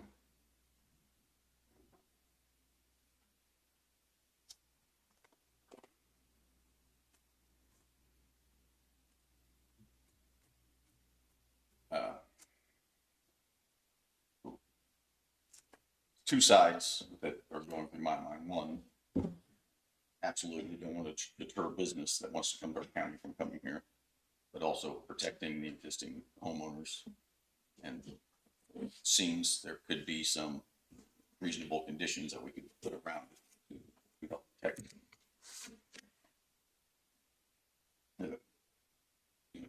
You hear it every week in the commissioners meeting. We don't have industry knocking our door down, trying to come here right now.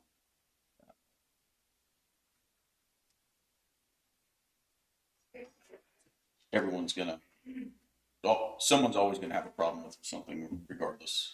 I think it's our job to try to set those conditions to mitigate those concerns the best we can. Do you know if the county has an agreement with Continental Coal for road maintenance by any means? Darren, we got any agreement with Continental Coal for road maintenance? Say that. Do we have any, does the county have any contracts? Yeah, are there any road agreements with Continental Coal? Not that I'm aware of. Yeah, because they run, I can ask Don tomorrow. they run those semis up and down 1000 road all the time out there on me. So I was just curious about that. Boy, I don't even remember giving them I don't remember giving them a conditional use permit. Continental Coal. They're in Missouri, Okay, oh, okay, so but they run their trucks up and down. down 1000 road. So we wouldn't have any control. What's that? We wouldn't have any control over that. Probably not. So I hear Daniel saying with the proper conditions in place, this might be a go. Is that paraphrasing you correctly?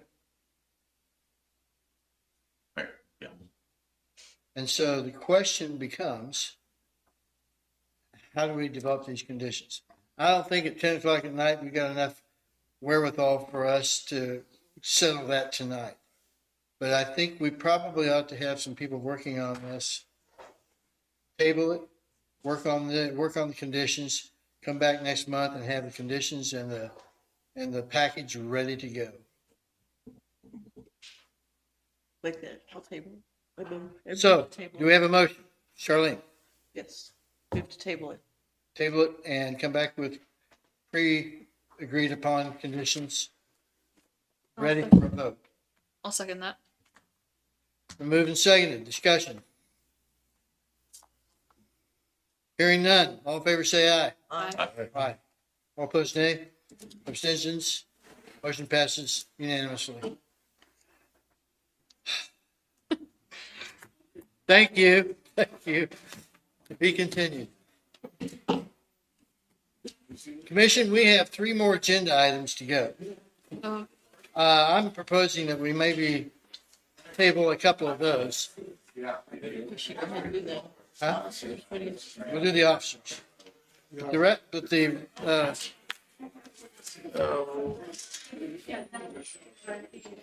discussion of the comprehensive plan and the discussion of bylaws, in my mind, can wait till next time. We're just gonna do new officers. We also have another issue. Tomorrow night is, Valentine's night. It's, Ash Wednesday. Our meeting's not over. Yeah. You're welcome to hang out outside and Yeah. chit chat if Outside, you'd like. all you want. Thank you very much. Tomorrow night is the work session. It's Ash Wednesday, it's Valentine's night, it's, Chief's Parade. I say we suspend it and, take a week off. You're not gonna hear an argument from me on it. No, I think we're. Anybody opposed to that? All right, pass. Last thing is, we need to elect new officers. The floor is open. What we can do first, Chair? Chair, I move that we, the floor is open to nominations. Marla, Charlene, Paul has been nominated. Anybody else? Hearing none. Paul's the one lone candidate. All in favor of Paul, say aye. Aye. Page nay, Simpson's nay. Paul, you're the new guy. Way to go, Paul. Next week, this is all yours. Next issue is vice president. Vice president can be anybody we want. There's no term restrictions or anything on that. So nominations for vice president. Elizabeth. Elizabeth, would you accept? I would. Any other nominations? Hearing none, all in favor of Elizabeth, say aye. Aye. Nay. Hearing none, abstentions none, unanimous. We got a new president, vice president. Darren wanted us to talk about his secretary. That's the other position in the bylaws that somebody's got to take notes. And everything that guy's picked up in the last 2 years, it's just a burden. So, you're here. You want to talk about that? Let me toss out an idea. All right. So the commissioners have approved us to use Zoom or Teams or whatever. They make an app that goes with that, that'll make your meeting minutes for you, to where no one has to type them out. It takes everything that you say, summarizes it, puts it into meeting minutes. I like that. It's a hell of a lot easier. I use it at work. It's a hell of a lot easier than anyone typing out meeting minutes. What's the name of the product? I don't know. You're a software guy. You got to You know. call Darren and let him know. If not that one, there's others. I mean, Yeah. there's ways and ways.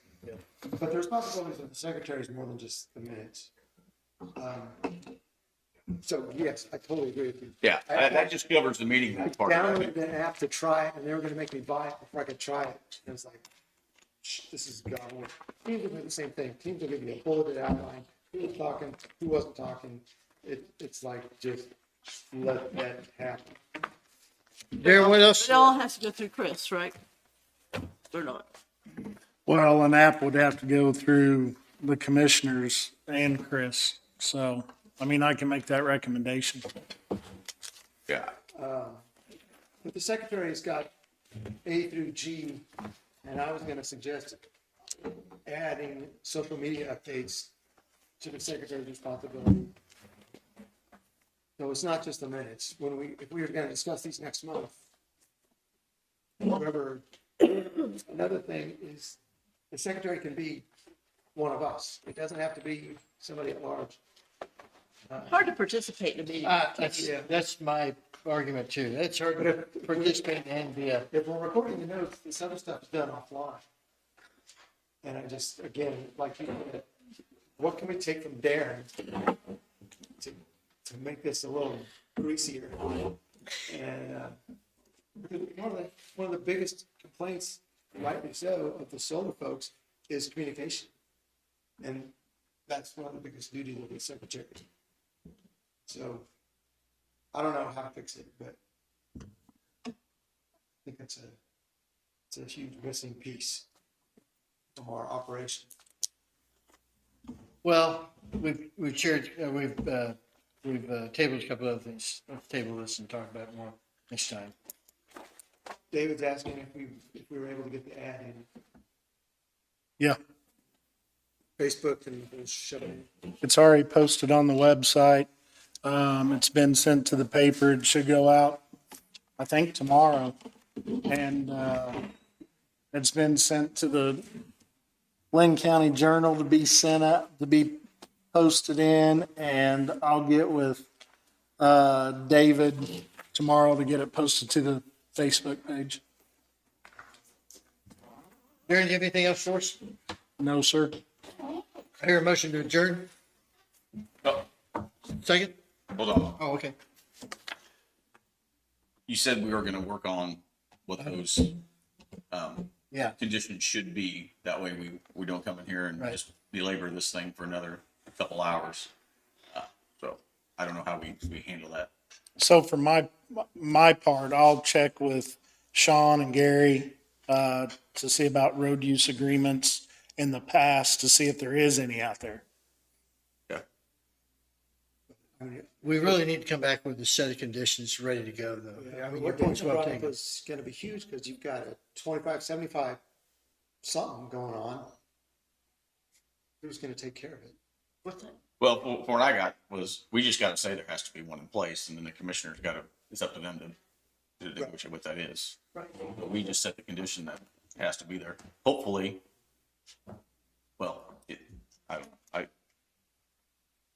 no one's enforcing it now, obviously, apparently on the other one. I'm assuming we can have those conversations later, but, so I think it's easy for us to say, you have to negotiate a road usage and maintenance agreement with the county commissioners. That's a condition. Will this be a legal question on whether we can require a pre-blast survey every year? Or can we just? I think that's a condition. I think we could do that. I honestly don't think they're necessary Okay. at all myself. I've been around blasting all my life, and pipeline blasting and such, and the effects are not that bad. Yeah. I spent my high school years, about 5 years, about a mile from this quarry, Yeah. and I didn't feel anything. We- I'm just Daniel trying to. and we get shook from the Continental Coal Mine, Mhm. and they shake us up a little bit once in a while. But I can't honestly say that I have any damage on my house. My dad's cannon probably shakes your house more than Your dad's cannon shakes my house a lot. What are those guys? Jim Brownback's cannon cracked our stucco 4 months away. Or his, what, that gun, that. Obviously, Wade doesn't care. Yeah, but George Nunemaker's house is right there beside it. Right. Let's do this. Let's email or text or however you want to do, suggestions on conditions to Darren. Darren, and let's set a deadline for that. Darren, once you have them, I will write up the conditions. And then disperse them among you for comment before we go to the meeting next month. Because I think we really have to have this nailed down and good to go. Question is, how much time do we need to get those to Darren? Which is my deadline too. Then I've got so much time to write the conditions. A week? The end of this week. The end of this week? We have another month till our next meeting, right? Yeah. Yeah, I would rather have till the end of next week at least. Okay, into next week to get all comments to Darren. Darren turns it over to me, I'll write them, and as soon as I can get them written up, I'll distribute them to you guys or through Darren. And we'll take a cut at my draft and hopefully come up with something pretty solid in time for next meeting. Yeah, and that'll give me time to check on other. Right. I'm also gonna check on to see when, the existing quarries cup runs out. Okay, yeah. It would be copied on. Well, if they're not following their condition right now. Right? If they're not following their condition right now. I'll have to look to see what their conditions are. I don't know about that, but I know over, Cadmus, there was an issue. They did the dust abatement and they did the roads. Maureen, you're saying copy everybody to Darren so everybody knows what's been Yeah, so suggested? Yeah. everybody knows what everybody's thinking. Gotcha. Yeah. We do that anyway, don't we? Yeah, I can put together everybody's email and just blast it out. Okay, great. All right. Now, anything else? Meeting adjourned? Motion to go home. Second? Moved and seconded. All in favor, say aye. Aye. That's unanimous. Mr. President, you're in charge, man.